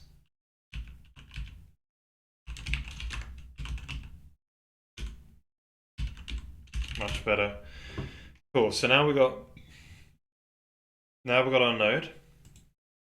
Now we need to sort of like somehow take it from local space of the volume object into screen space. So I'm not doing anything with these tiles. We're not doing anything with the tiles just yet. Let's draw another screen. So we're going to have something that is in the local space of the volume. We're going to have a cluster. And we've got to take that from the local space of the volume, which is down here. Right? There's our axes. So there'll be a relative index, position from there. We've got to instead bring the axes to down here in screen space. All this sort of. Now I think as well, if you take the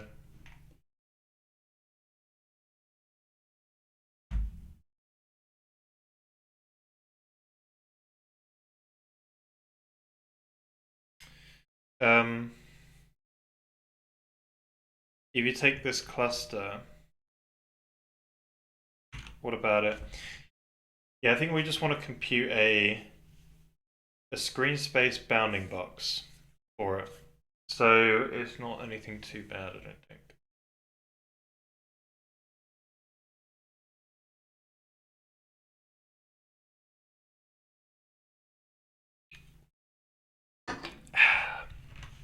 Coke vanilla.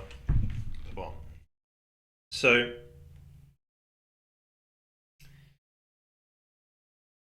how are we going to do that? So we've got a world from local matrix within our volume instance, and I would have just gone there very quickly, but the editor got in the way. So we've got this world from local. That's the local space of the volume. So that is actually, and I did draw it in the wrong place. In the middle, so say you got your cluster here. In the middle is where it'll probably be in the middle, is where the origin is. So the vertices will be or the vertices will be relative from there. So we just got to be aware of that. So we could write a function which does all of this for us, but let's just think about it for a moment. Let's just see what the data looks like. Oh, for crying out loud. Damn these things. So we've got this thing called a lock, right? Lock is short for location, not someone's name. I've been watching too much Lost lately. I've been rewatching Lost with John Locke. It's great.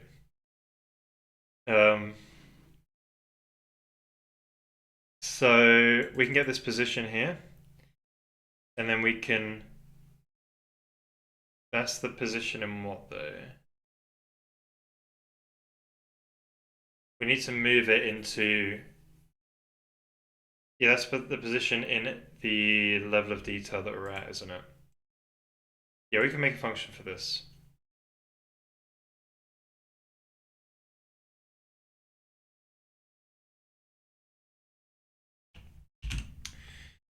Easy peasy. So all the function is going to do is return to us we might make a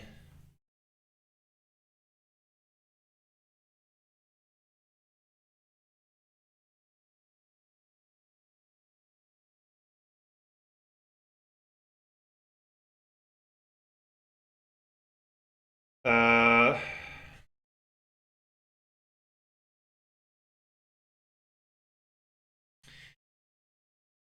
so what I need is to translate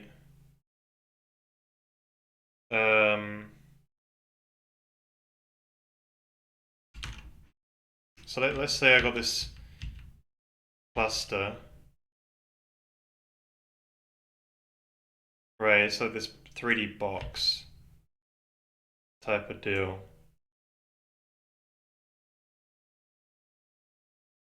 And I need like to compute this sort of screen space bounding box around it, right? So it'll go a bit over. That's all right. And it won't actually be this big, right? No clusters are going to be, unless you're really zoomed in on the highest level of detail, they're not going to be this big. So I need to compute that. So to do that, I need to take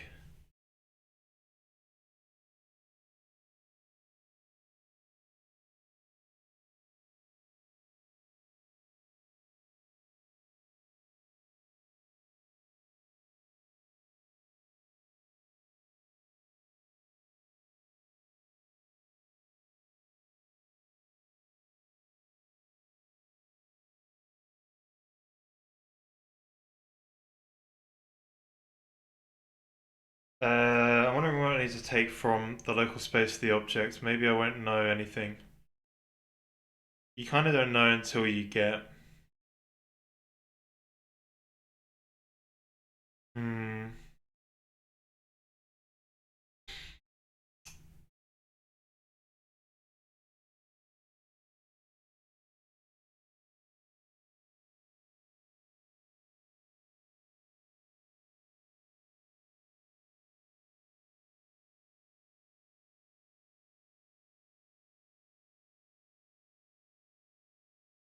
Hmm.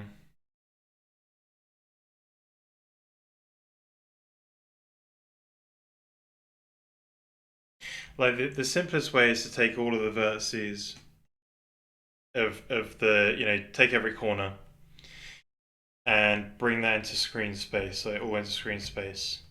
Um, could you cheat? So you could take if you take the center position, there is a half extent, right, which is shorter, but I remember this being problematic in the past, maybe. So when you have this half extent of the box, you'll take that from local space to world space, and it'll be oriented differently. So you will lose. You'd have to rotate the extent or whatever, and then max it, and then you'd have a. You'll basically be having these bounding boxes which will be computed. Yeah,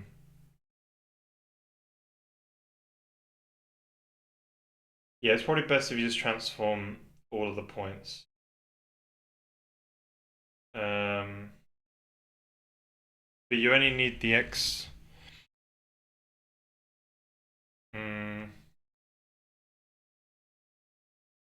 You only need the xy to be translated. You don't need the z. Because if you did the half extent, you'd just be rebuilding these sort of boxes in like a bounding box in like world space or something. No. Yeah, half extent would just be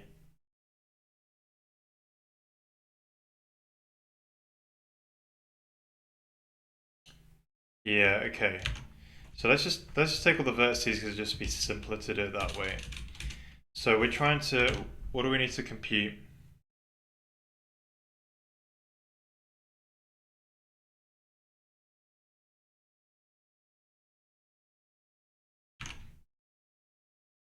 Maybe I don't need it as a function. We can always just copy paste it or move into one. Function is very limiting. Okay, so you first want to compute the position of the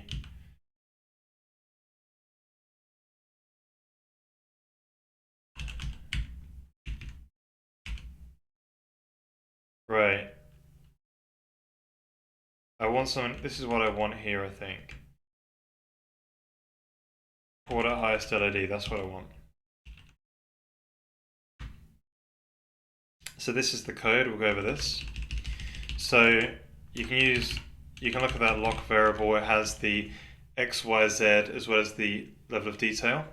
So the X, Y, Z, they're actually in the LOD space, right? So the first LOD is a 4x4x4 of spheres, so 0 to 3 inclusively. And the next LOD is double that, so it's 8. It's 8 possible. It's 8 by 8 by 8, and then 16 by 16 by 16 until you go up to 256 cubed. So we need to so we get the clusters LOD, and we then fetch the cluster position at level of detail. So we've got that now. And now you can now have the clusters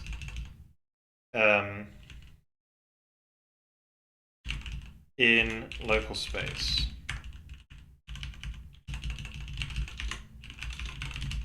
So you have it in LOD space. Wait, what did I do there?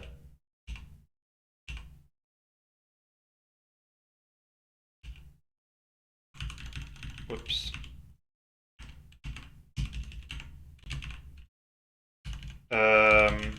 Yeah, cluster LOD. Cluster LOD is your highest level of detail. So this says, given the cluster's LOD, how many times do you need to shift it to end up in the highest level of detail? And this will then take the cluster position in local space and then shift that up so it's in the highest level of detail. So imagine if we had L0 is the easiest one, right? This is a really poor example. Here we go. Imagine this is L0. It's got a 4x4x4 cluster. when you have wait, imagine you're at L1. So this is, it's got this is really even really worse.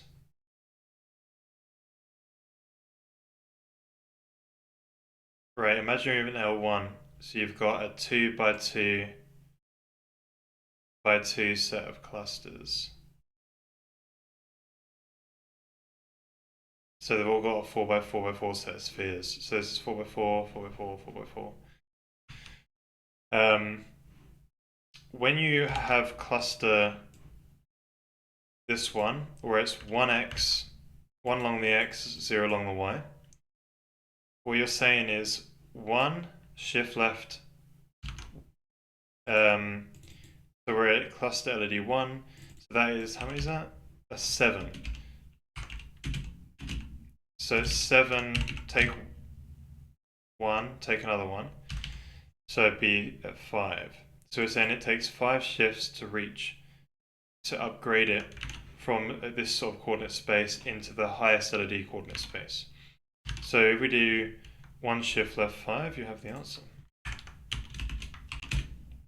32. That's right, isn't it? Because in... Oh, wait a minute. But that's not... That's cluster space. Then.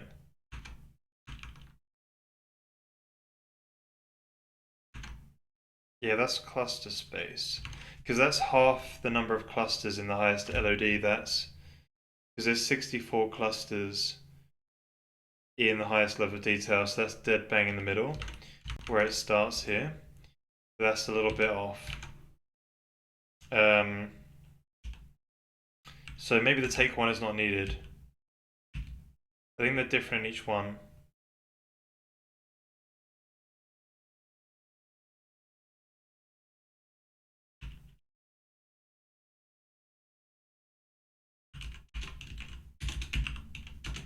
I wonder where I did this.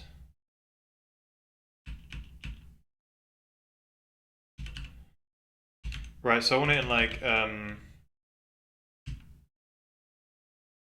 yeah, this is in cluster space, I guess, is what we're gonna call it. In cluster LOD space. Cluster LOD space to highest sphere LOD space.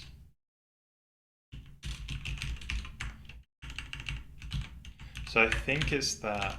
So if we did shift left 6 instead, that would have been 64. That's still not in the middle.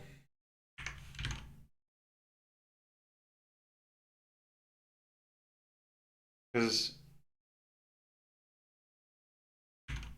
it's another one, isn't it? It'd be +1.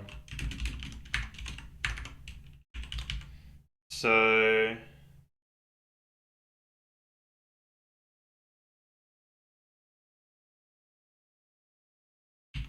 if that is LOD 6,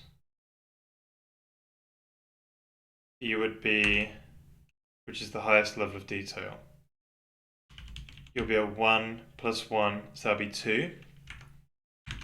So say if your cluster coordinate 32, which is in the middle in the highest LOD cluster space, highest LOD cluster space, your shift left 2, 128 be in the middle. Yep. In cluster LOD space. Cluster LOD space to highest sphere LOD. Super long names. Let's go. So we probably want to like put some comments in here.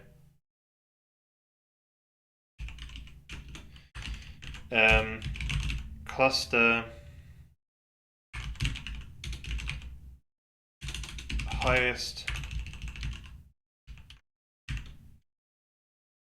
cluster LOD space is 64 cubed.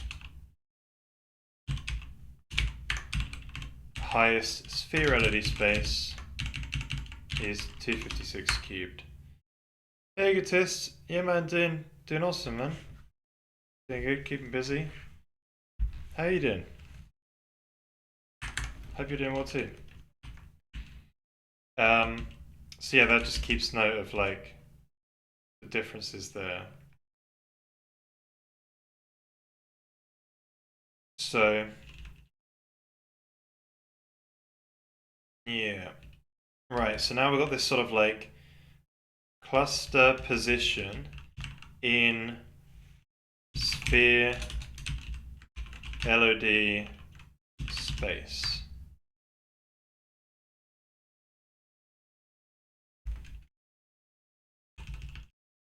In highest sphere LOD space. So we're still not in local space. So now we've got a position which is relative from the lower left, of the volume, right? But we're very close now. See, I wonder if I'm going too far with this. I don't need to go into the highest LOD. I just need to, wait, or do I? So I need to be positive. I just realized I need to be -1 to 1. That's local space, isn't it?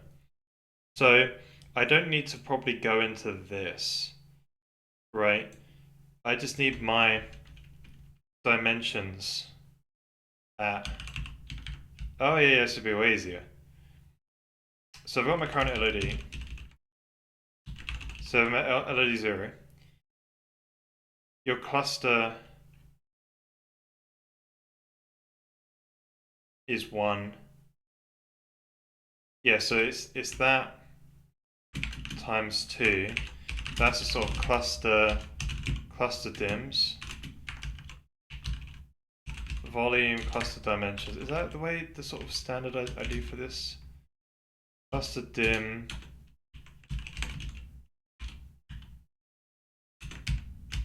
Volume dim, I call it. So LOD.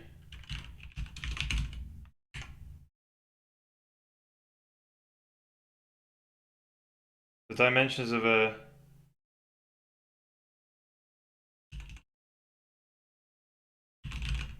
cluster LOD dim. Right. So that's, no, but that's, ooh.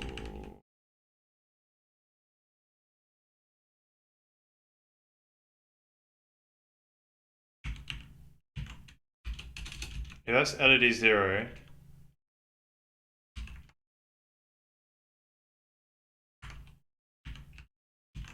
There's just one shift left there, isn't it?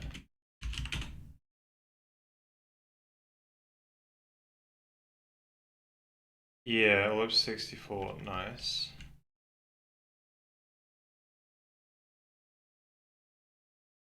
Yes. So all we need to do now, cluster position in LOD space, fantastic. We should construct this as floating point, and you can just go straight into it. So floating point,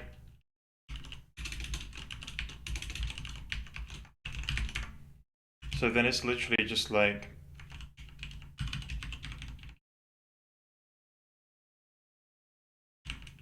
in local space, unorm. So it's like divide, scalar,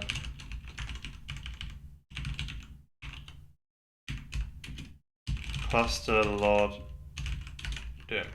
So all we've done now, so we just simplified going from all these different, through all different places.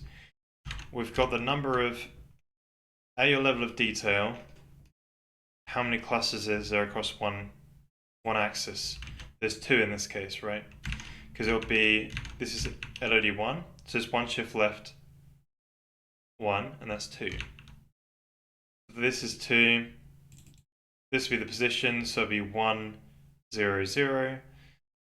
And then essentially we're just saying that divided by this across all of the x, y, z's in this. So obviously then it would be 0.500 to be in the middle. So that's got you here. Is that right though? Because we kind of want to be there. Wait, it's got you here from the lower left. Wait. Sorry, we're talking about... Yeah, okay, this is top left origin. Whatever way it is, it gets you here. We need to get there. So we need to add half a dim.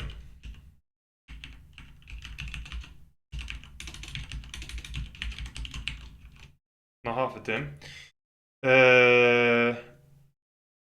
Quarter of a dim. Wait. That's how many clusters in a... What's the cluster size?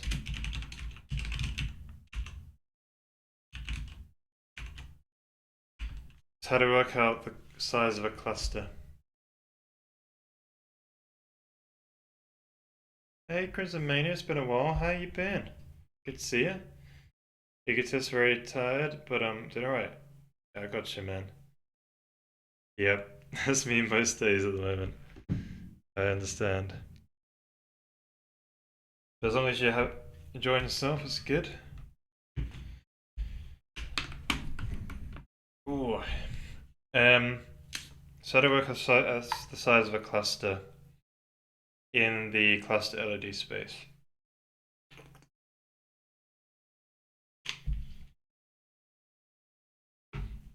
You doing good? How's the LOD cluster stuff doing? It's doing great, man.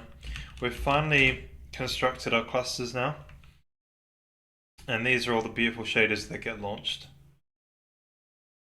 And this alone was 7 times quicker than the version 1 we did. When we upgraded from 4x4x4 to 4x4x4 clusters from 2x2x2. And yeah, all in all, like, it executes like far quicker than the previous version did. We could probably still do a better job, but this is like good enough for now. But I think the architecture of it won't change anymore. It's mainly just sort of like some optimizing some of the code inside the shaders. So now we've constructed a volume, so we're just trying to sort of write the rendering code, but also just write it in the way which I know it's gonna need to be. I'm not rushing to get something rendering. I'm just making sure that it's all done correctly because I have a design. And well, I'm thinking through about the design as I do it, but I mostly have a sort of idea of how it's gonna be. But I'll make sure it's done properly so we have instancing and can fit in the occlusion culling, and so I don't have to rewrite it all again. Right. So yeah, it's coming along well. So we're just preparing the clusters to be rendered right now. And we're at the stage where we're trying to see if we want to keep them or not. Doing our LOD selection, seeing if they're occluded and stuff like that. So we're just sort of trying to compute our bounding box right now for our cluster. And that sort of thing.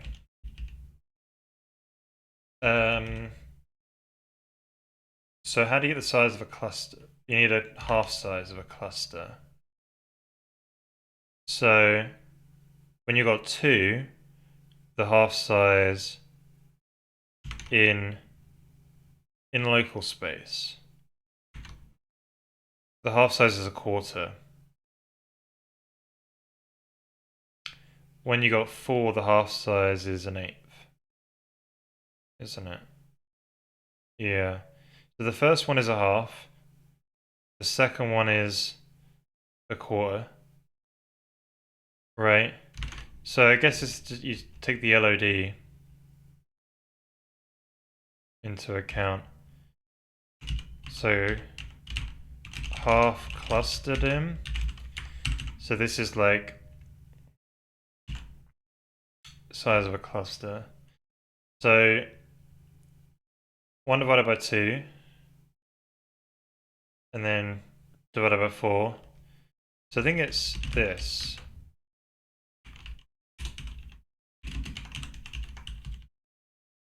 Right? 1 divided by 2. Wait a minute. So the first one would be 1 divided by 1. That's not right.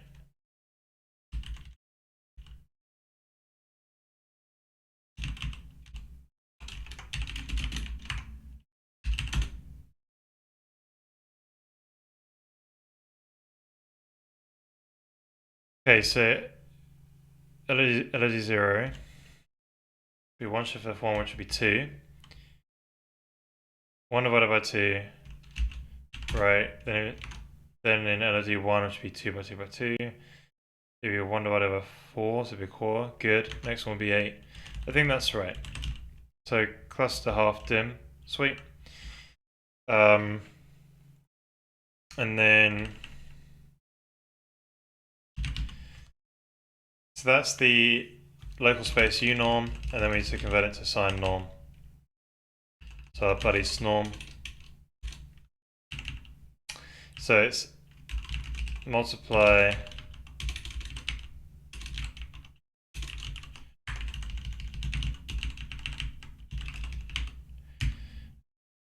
this by 0.5 plus 0.5.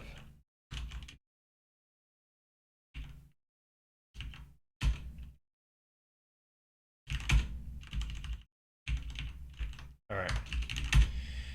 So this is our position in local space.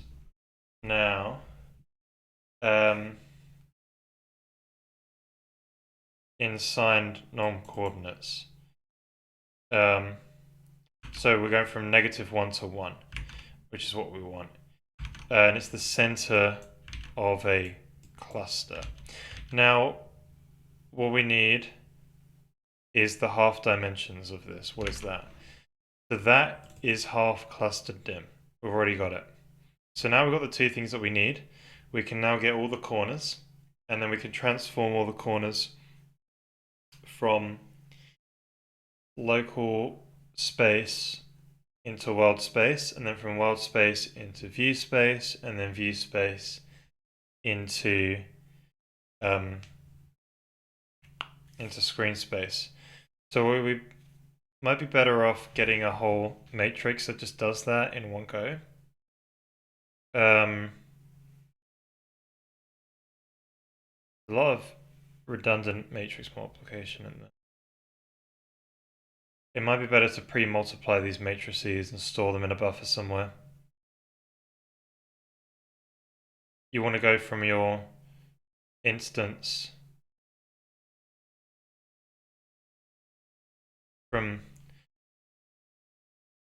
we probably, in our volume instance, we probably want a pre-multiplied matrix because you're going to be doing it across all of these threads maybe.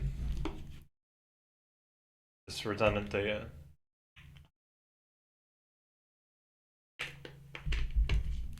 Sorry. It's there's just too much duplicate work going on if we do that. But yeah, we need to go into screen space.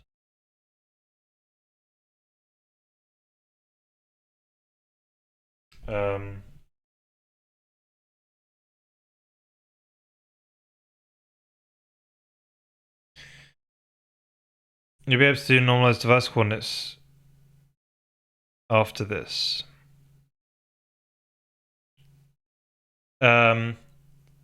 Yeah, so this is just local space. Yeah, I need to go from local space, the object, to world space, to view space.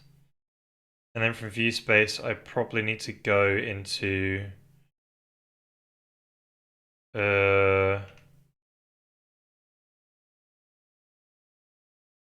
yeah, probably through the projection matrix. And then from there into view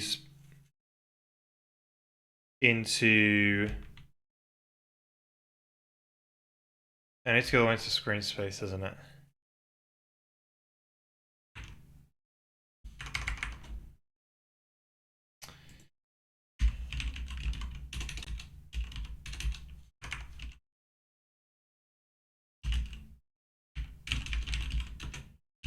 See, I've not needed a projection matrix yet.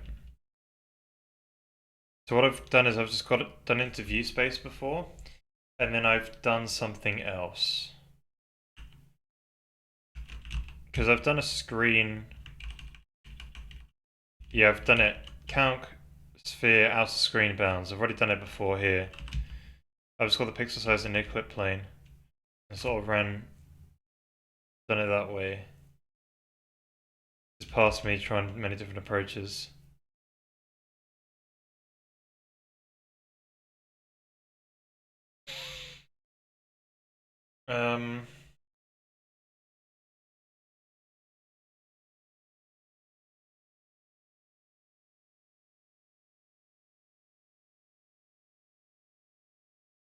Near clip space.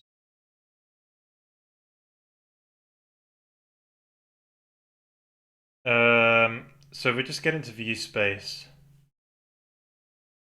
we should be able to do a quick bit of maths to do that. Yeah, that would... Right. So the thing is about getting the 8 points though.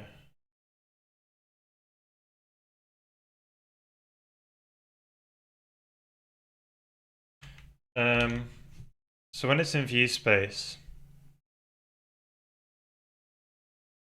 you can get the furthest left, furthest right, and then just only transform those points, I think.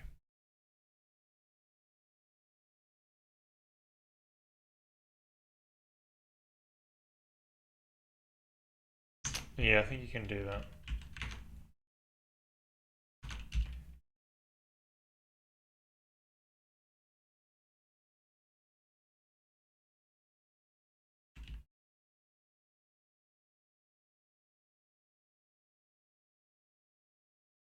Yeah, so avoid the divide by doing a multiply out to the object, I think. Yeah.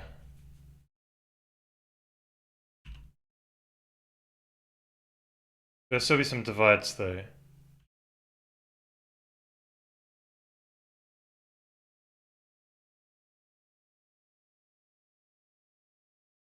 So we've got our vertices. Camera origin. That's not view space. Oh yeah. Okay. Camera origin to yeah. ABS.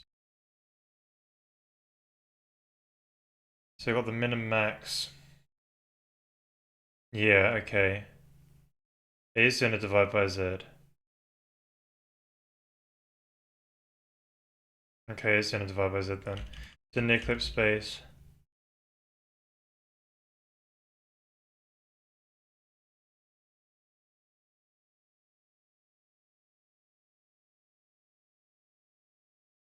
And you get your screen space there, fair play. Right, it's possible to do. I wonder why I did the multiply then, what was that for? Oh, that's a different variable. Fair play. Right, it's all pretty straightforward. Let's just take some of this code. So we need to in view space, and we just need to do something like that. Divide by the Z. Right. So let's get this into view space. So in world space, so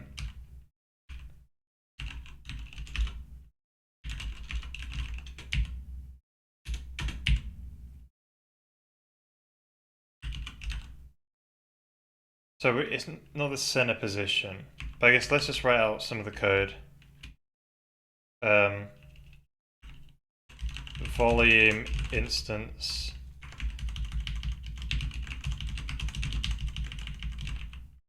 I've already written that out. Right, there you go. Then you need it in view space. So that'd be it's in the globals view from world. There you go. So that transform there, that matrix there. Alright. So go from local space into world space and then world space into view space. So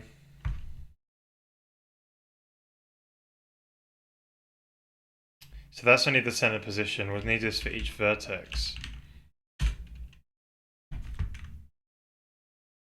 Spacer rejected me. Fine around. Oh no. Unlucky, man. That's unfortunate. Have you got any other places on the, you plan for any other places? Yes, I'm still thinking about, so you just see the center position. If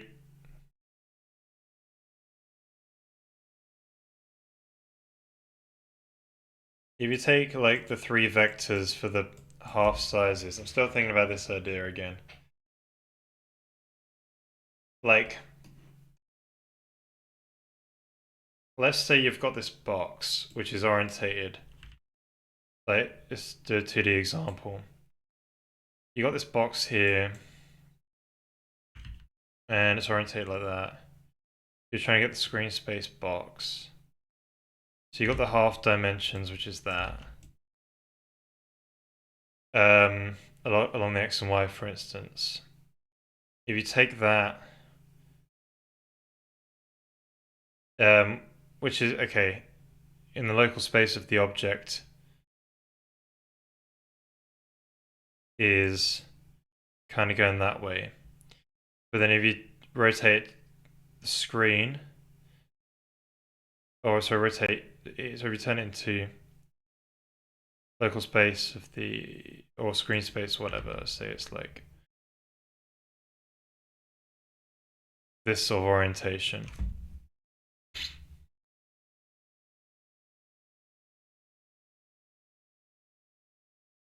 Wait, sorry. Wait, I'm thinking about it. Maybe I could draw that box a bit better.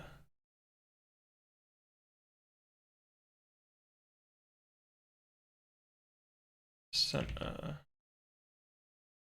There. So, given the sort of axes in this local space of the object, is something like that, right? So, it's kind of going... These lines, man.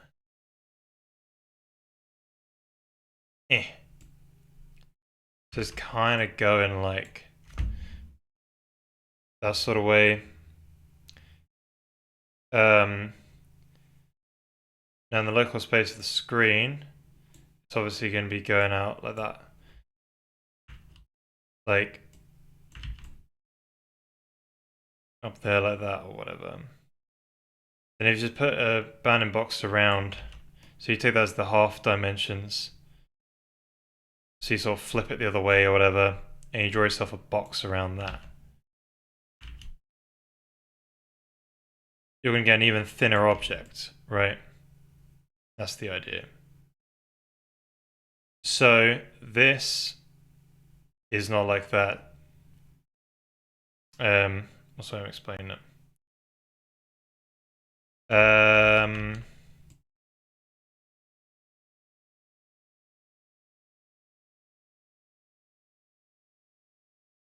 So you draw an axis line box around it in screen space.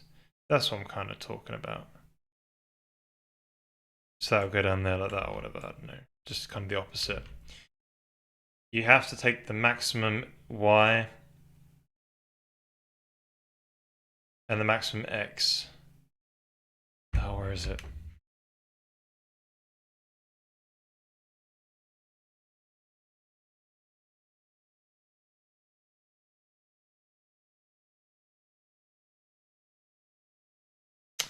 Hmm. Hmm. Trying to figure out how we can not do these. Transform 8 vertices.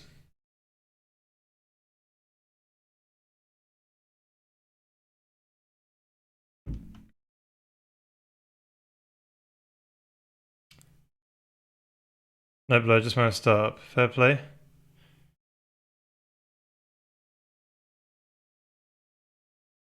They're better off without you. Oh my days. No. Have a look at this.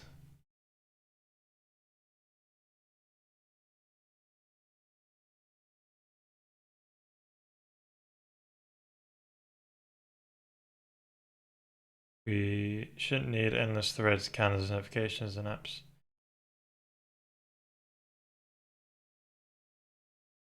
Oh, you're launching this in 6 months' time. It's a little device.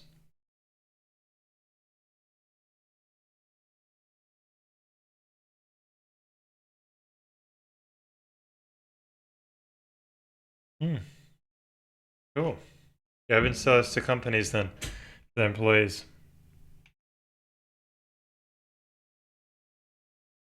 Nice. For like remote workers and that. Yeah, I don't know where I was going with this. So if you rotate, you need to rotate it into the space, and you get that new bounding box or whatever.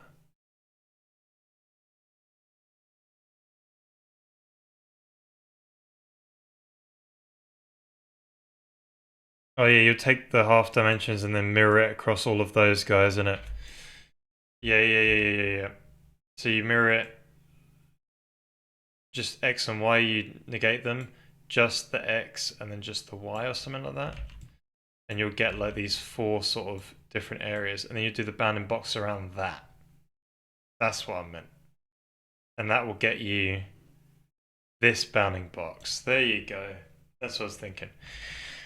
So they get that bounding box in world space or whatever, and then you turn that sort of world space 1. Oh, sorry, maybe in view space. Yeah, then you take that bounding box in view space, and then turn that into. Oh wait. Yeah, and that'll be encoded as 1 vector still, which would just be like that, right? And then you can just do the divide by z. Is that right? And then bring it from view space. Yeah, maybe that could save on the calculations. It'll be a rough guess though. I think I got the idea. So you take your local space axis. So you get your volume in, which we already have, right? This half clustered in, that's it. There's just the half extent of the bounding box in local space. You move that as a vector through the world space to view space. And then you flip them, you flip it round, negate, just like the components, and make those 4 vectors. Then you take the bounding box, so then you take the min and max of all of those. Or you take the, you only need to flip it 90 degrees. Is it? Yeah, then absolute take max. Yeah, and they give you that vector, and then you can draw a box around it like that, and that's your 1 in view space. And then you can do the divide by z on that. Yeah, I think that can save us some calculations, but we'll have to wait and see. Yeah, I've done that before, that's why I remember it. Can you explain more of the context of the bandbox problem? Yes, Rosmosco, welcome. So we're just, the basic idea, right, is we need a bounding box of the cluster in screen space. Why do we need it again? Yes, so we can get the height of the, we might need the height. So we can tell how big the cluster is going to be in pixels and then do the LOD selection from that. Right. Maybe it's just the height. But after this phase, we need the bounding box anyway, so we can bin it to screen tiles. But yeah, currently I think we just currently need the height, but maybe we'll simplify it later.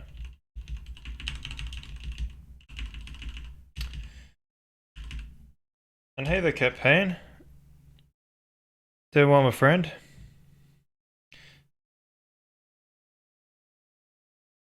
Maybe you can.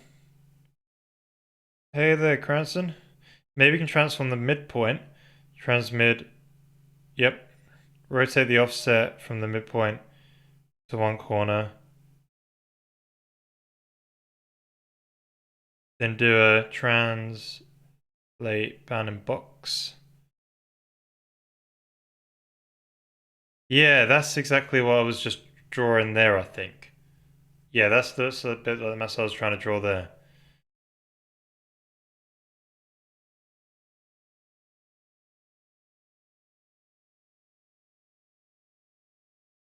Against the bounding box.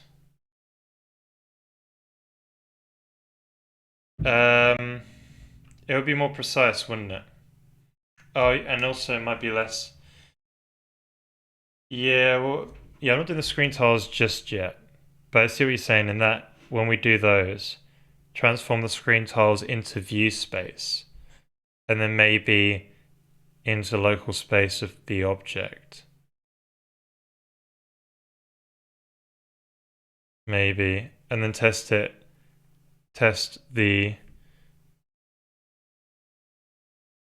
it would be essentially a quad, wouldn't it? Like a 2D quad. Maybe. I guess it's a bit more complicated though.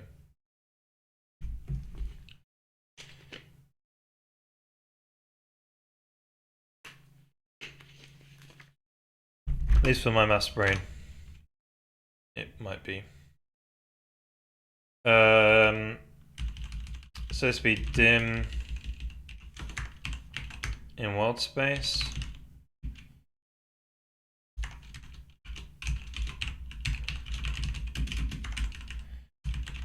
So it's transform V for vector. World from local. Oh wait, it's half clustered in, isn't it?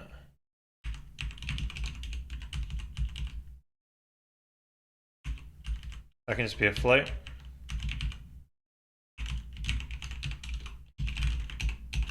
Half clustered dim, and then into view space. Ugh.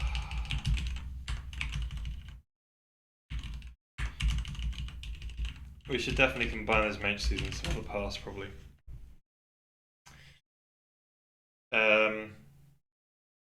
Right, so now you've got this into view space.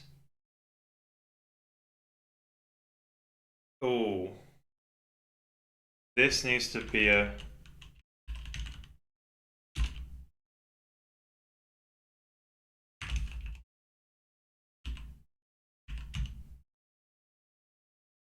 yeah.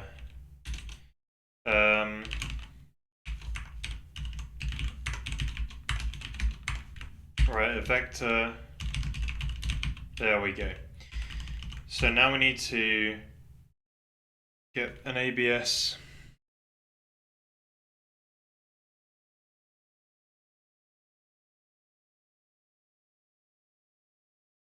Hmm.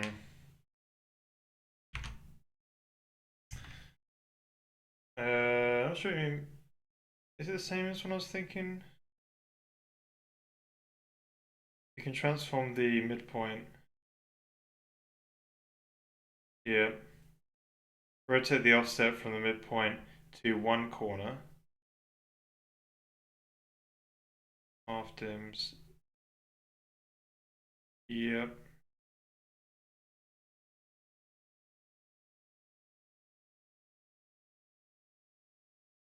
Yeah, that only gets us so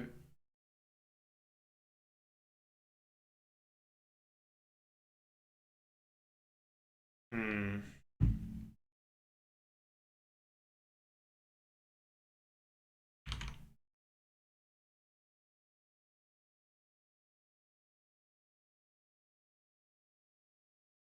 Hmm.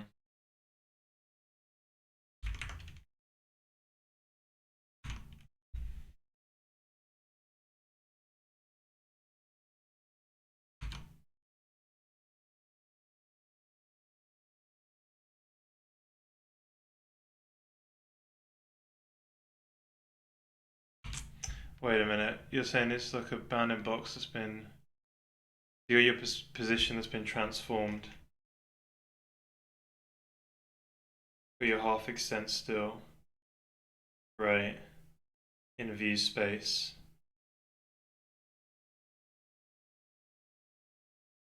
Yeah, I think I've just got it here actually.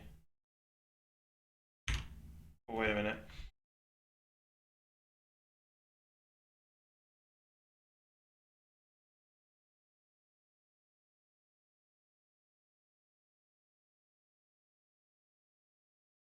Um, so from view space, you've got like essentially this center position from here in the middle of the screen, maybe, and then you've got your half extent, which sort of goes to one of the corners.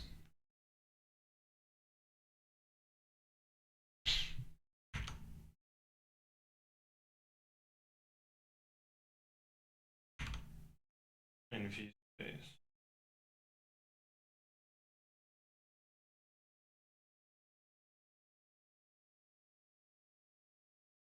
Transform the basis vectors from local to view space, then take sums of the absolute components.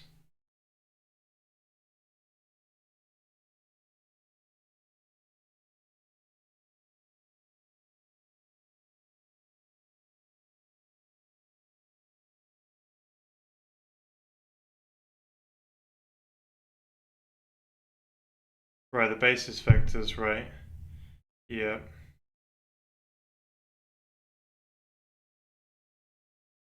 Hmm.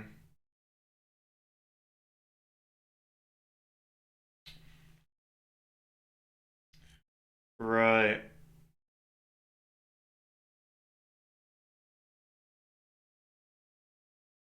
So, let's see. So, this already is minus.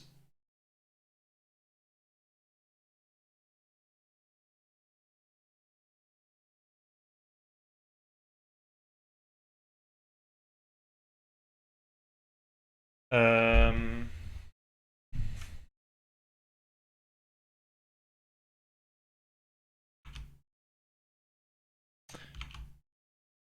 oh, so you can transform the three.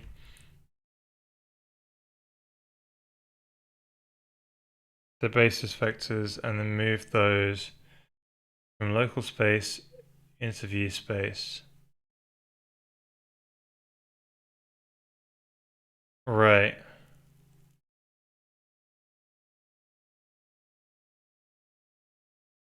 Then x max will be this x. Right.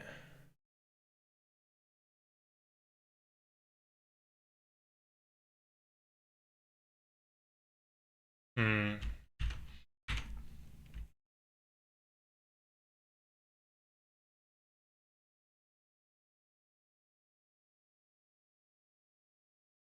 And then we need a y as well.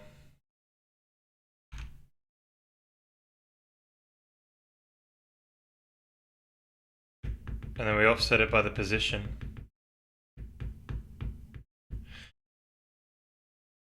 Yeah, what do I even... I just need the size. Isn't it? I just need the size. So I just do the basis. No, no, no, no, no, no, no. It's only the position.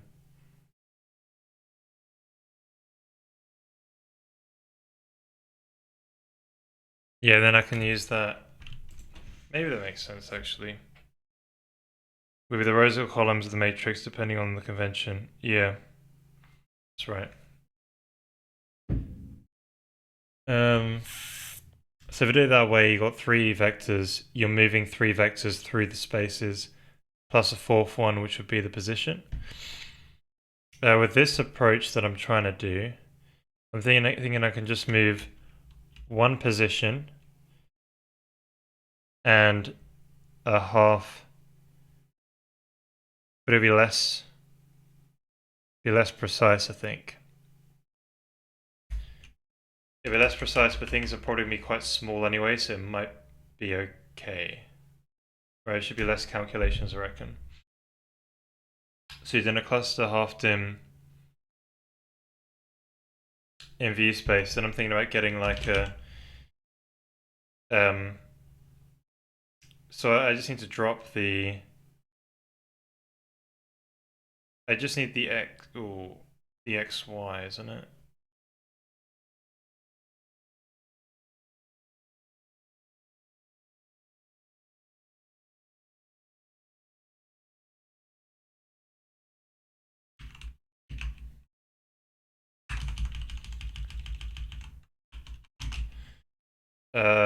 Yeah, so we've got swizzling on this, so we'll swizzle.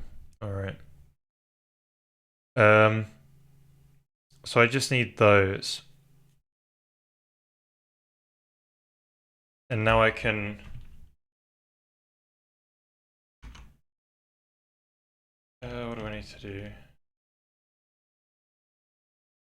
Yeah, so I got the half dimensions.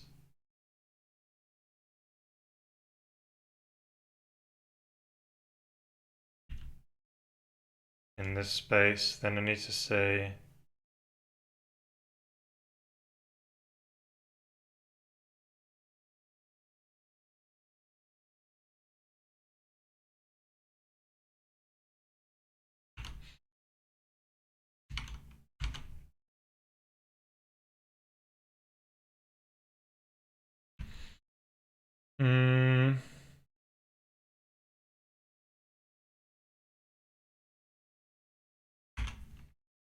what did I do with this before? So I got this sort of negate.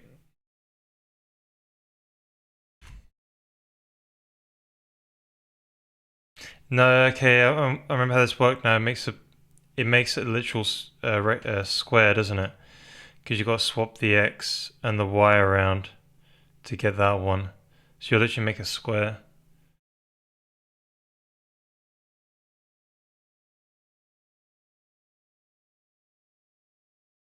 Unless you took this vector as well.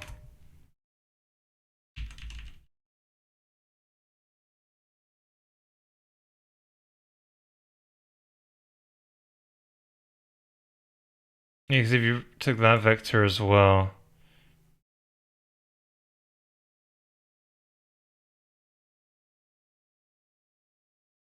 or you flip the y,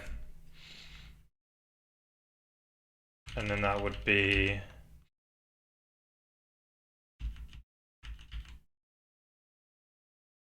right, rotate around, it'd be something like that. Ooh. Forgot now. You lose information about the extent if you transform the whole dims because taking the sum of the values might have the same signs, yeah.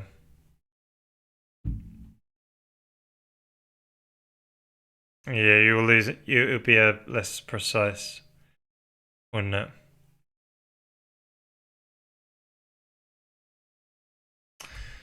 But yeah, like you're saying with the basis vectors, maybe.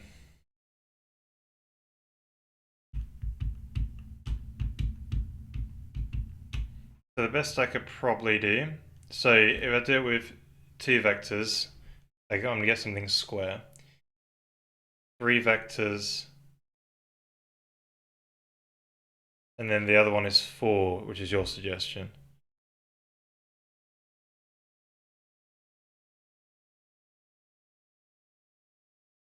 But positions of the corners are always the sum of the axis vectors, different signs. You can get the sum of the absolutes and get the worst case. Yeah, I wonder what I want to do.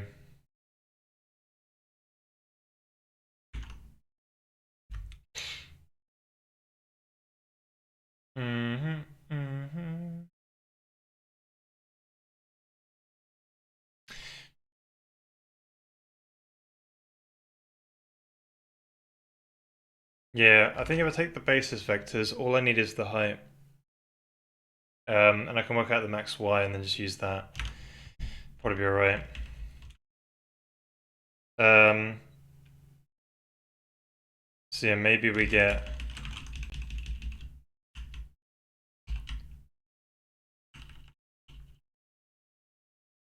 Right, where am I?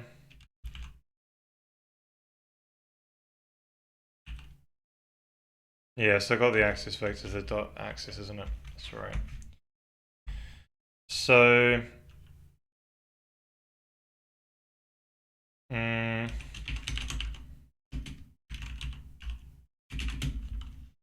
so I'll just be like 1, 0, 0.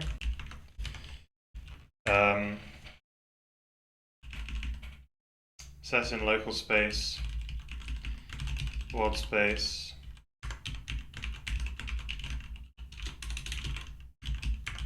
We could probably make functions for these, but yeah.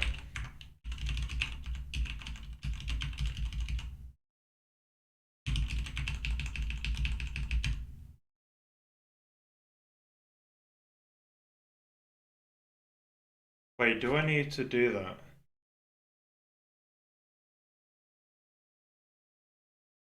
Because I can just take the... If I have the sort of... If I have the view from world, view from local matrix, isn't it just the axis vectors of those, isn't it?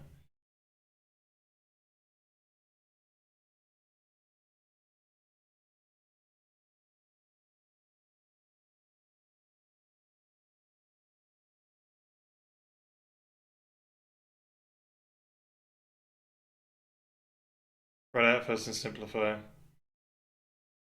Cool. I have to transform them. Maybe, yeah.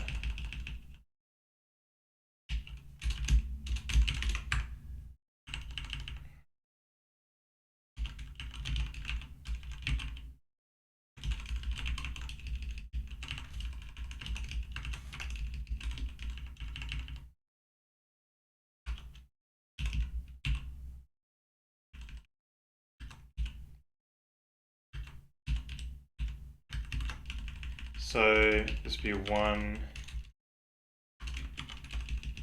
here, be 1 there. So you're saying then just like compute a ABS of the axis. So if I just want to say like the height. Wait a minute.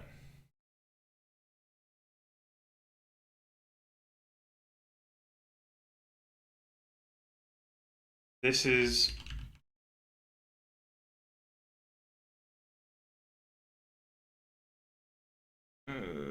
transform.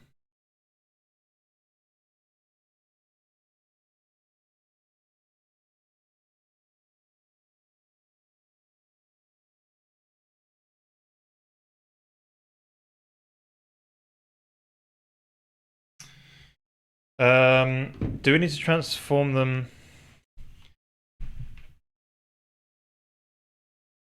instead of 1? Multiply with relevant scale instead of 1. Oh, relevant scale, I see.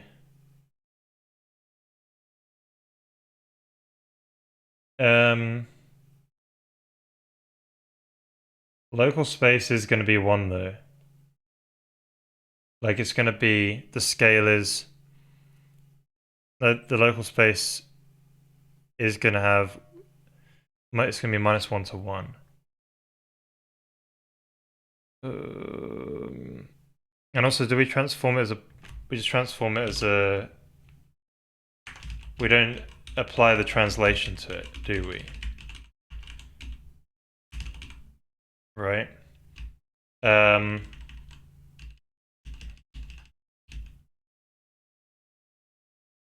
so now,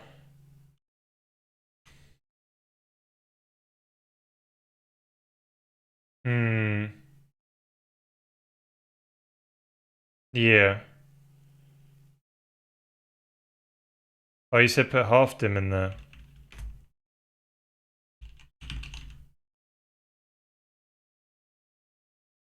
Right.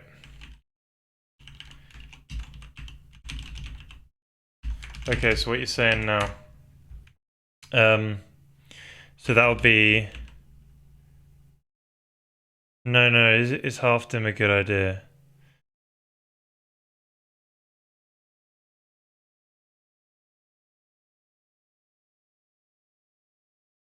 Hmm.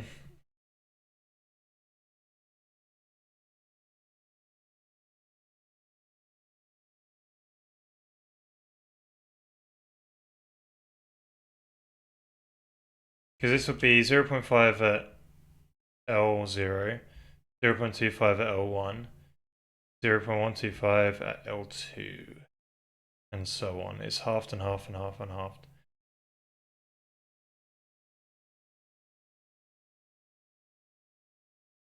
Yeah, that's true actually. You do want that, isn't it? No. Oh, maybe. It's not, it's a cube void. Well, no, it is a cube. Yeah, it is a cube. Yeah, it's a cube. Yeah, it's a cube in local space. But it can become a cube void or whatever. And it's just a, yeah, it's a 4 by 4 by 4 set of spheres. So if it's in local space at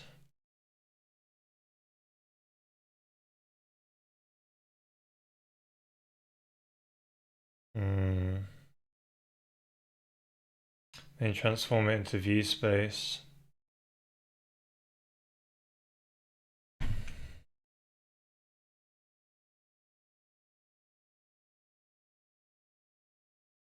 Pick the sum of the absolute components.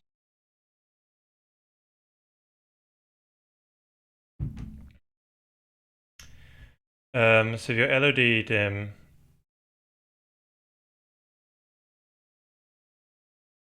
Yeah, probably makes sense.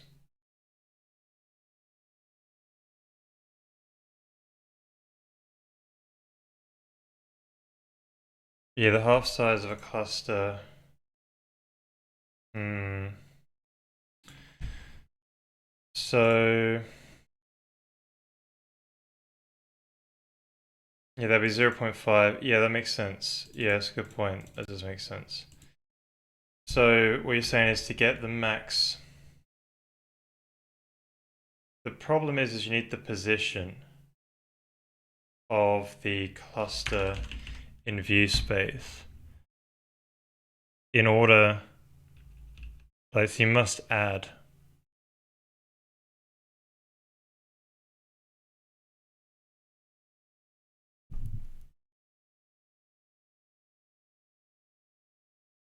Yeah, plus center in view space. Right. Yeah, now you get your top position in view space, right? Center in view space.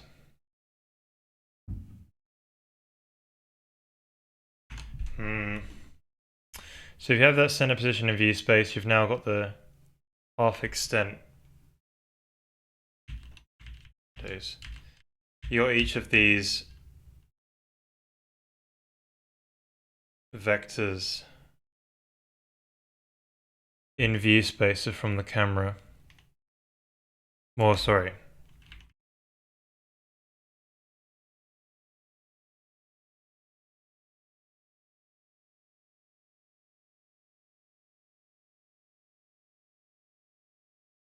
Yeah, so you now got these axis vectors like this. Oh wait, sorry, that's way too far. This will be out towards that edge just there. This will be out towards the back. And this will be just to the top. Something like that.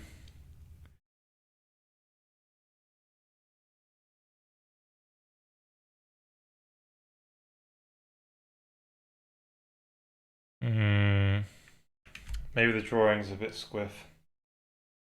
So if you add all of those positions to get, they will end at the center of the faces. Yeah, exactly. Yeah, center of the faces. Know that they're. Shoot, the music's gone. So what does that compute there? So if you add the, let's just call it P for now. So you're saying if you add all those together,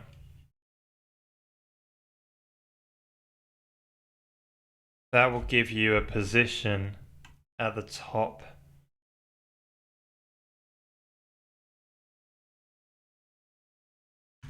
Where would that give you? Would that give you up here? Or would that give you the top of the half dim Y in view space? It gives you that? Wow. Interesting.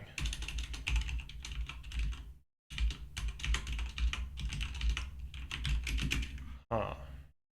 So you do like a...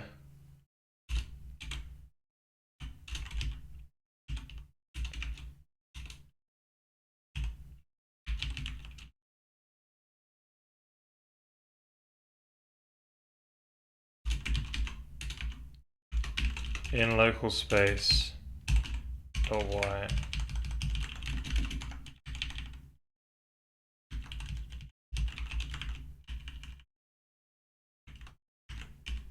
And then plus the position.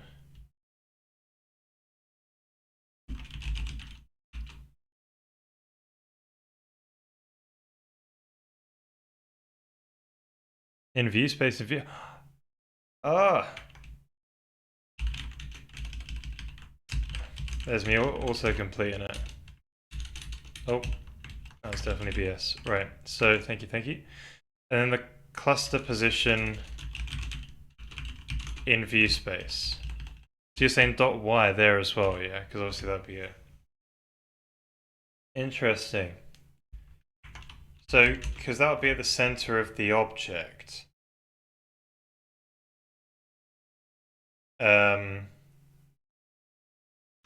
That'd be the center of the object. So this would be a vector going from here. Is that right? No, it wouldn't be a vector. What would these end up being? No, you're not doing position. You're just doing the scales. Ah.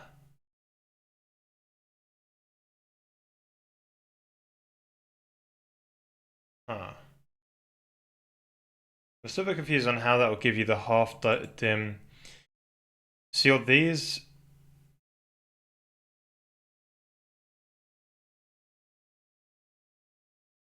Oh, don't include that in the dim.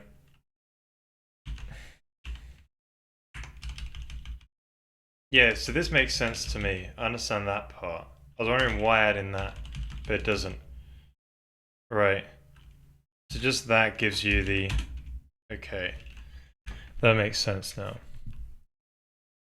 Like... So...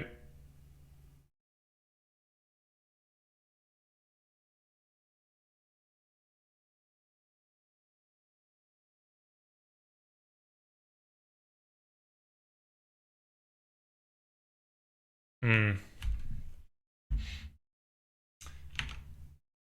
So you... The problem is, like, in view space, like, where we talking about? Like, is this already done the sort of divide by Z? Because it wouldn't have, right? So this will be at the center of the object. this would be the y height at the center of the object, right? Like, so if you add that, so this will get you like, say like top is say, oh shoot.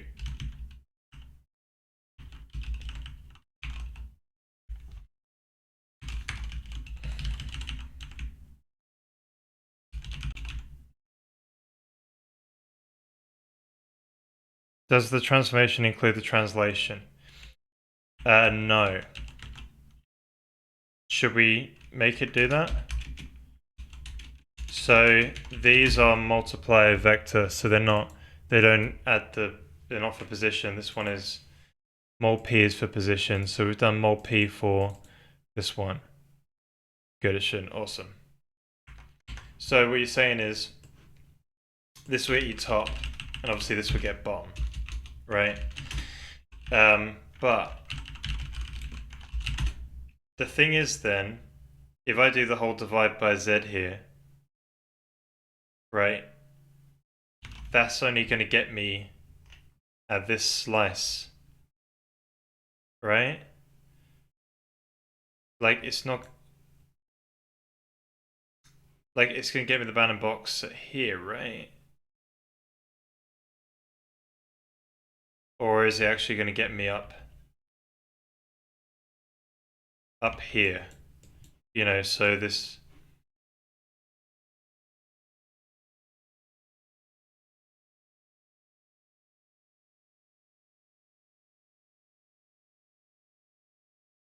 This will break down with perspective division. Fair play. Oh, well, funny. Yeah, so the thing is, it's like it needs to be a bit further back, doesn't it? But we could maybe go the other way around. Yes, because that only deals with the center of the object. You need to get it further behind, but you don't know that bit until you've made it to But right here I can do it with 2 vectors. Or 3 vectors. So if you do that vector,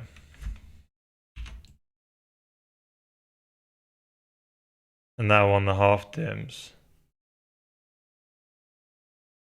is 2 enough? Any 2? As an absolute, you probably need 3.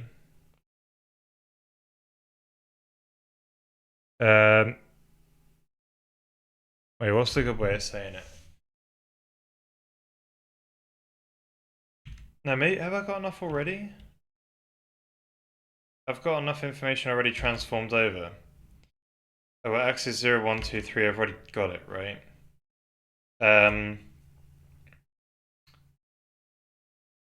From that information...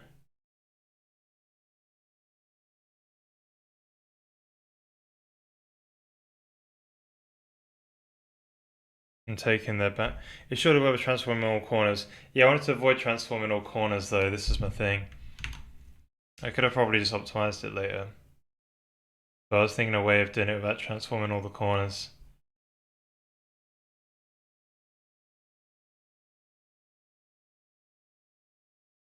Non-linearity. Right.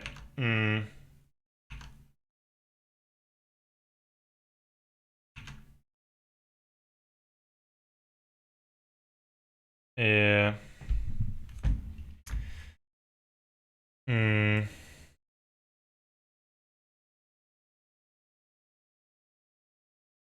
Because I've got...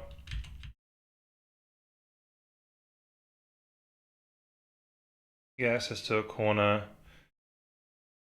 I can also get access to another corner.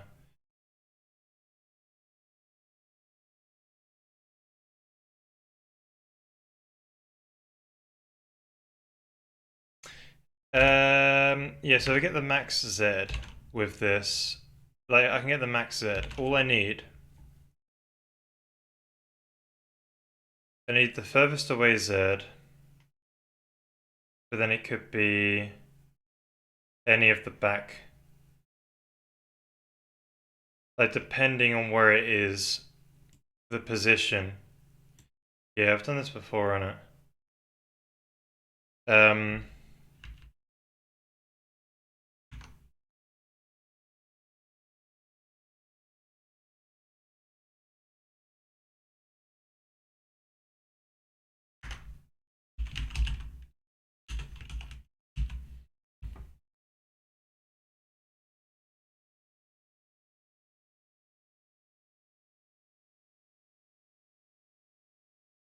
Yeah, so I did the min-max before. This is from my sphere when I did that. I brought the min-max.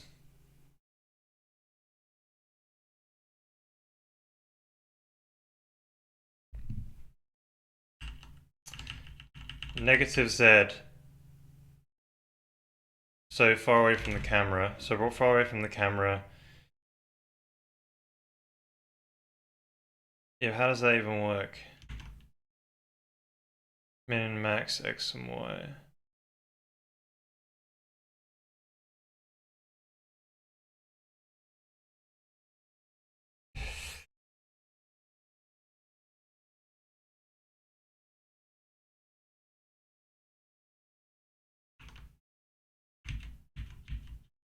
So this one did like sphere to, basically that vector there going to the center. Offset.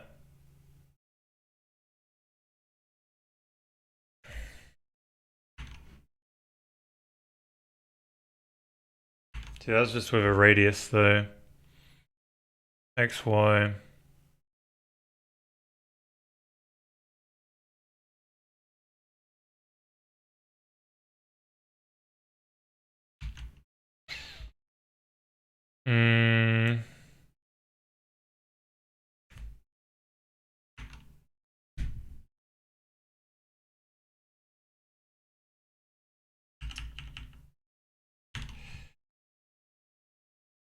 Yeah, so if I add up all those half dim X.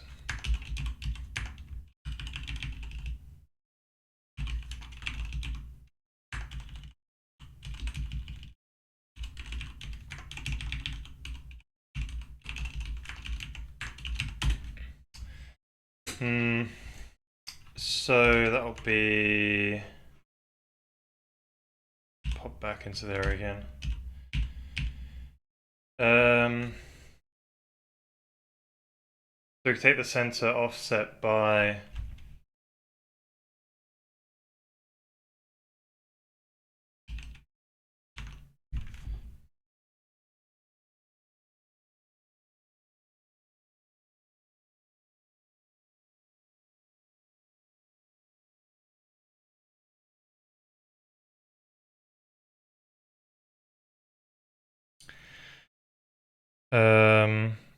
so along the x-axis.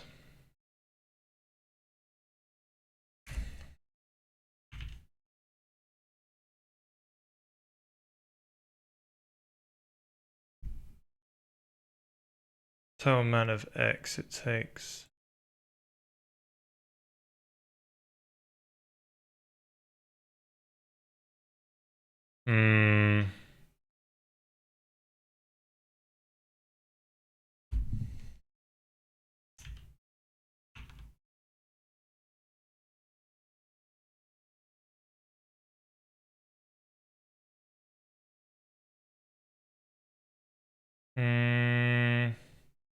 Yeah, I'm not sure if this will work.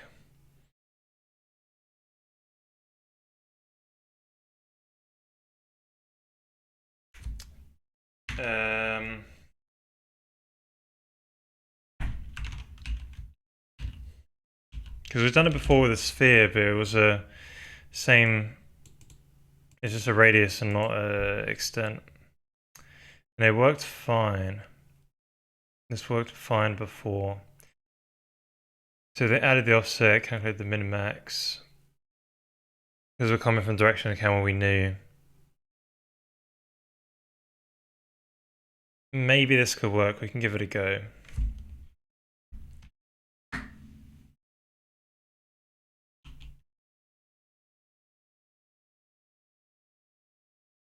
But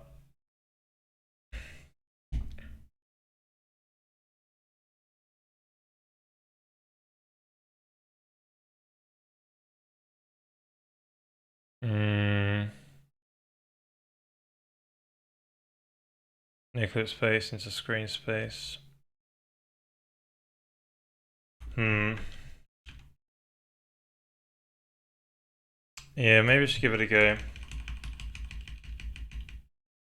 Because I used to draw it as well, debug draw it when I was doing the ray tracing, but yeah. Right. Okay, I'll probably save this for next time we start up stream. Have a bit of a fresh mind on it. Yeah, I think maybe we can do something similar to what we've done before and use this perhaps. And then that's only 4 transforms. Yeah, we'll see. Right. Put a pin in that. So next stream will be on Sunday, where we'll carry on with this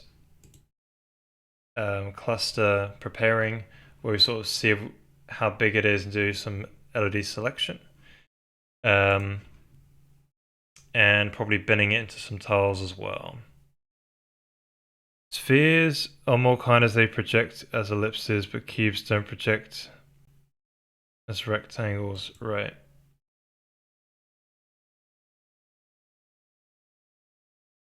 I see. Yeah. Oh. Yeah, perhaps it's got to be more precise, isn't it? Right. Hope everyone has a good start to the weekend. Thanks for coming along, and I'll see you all in a future one. Catch you later.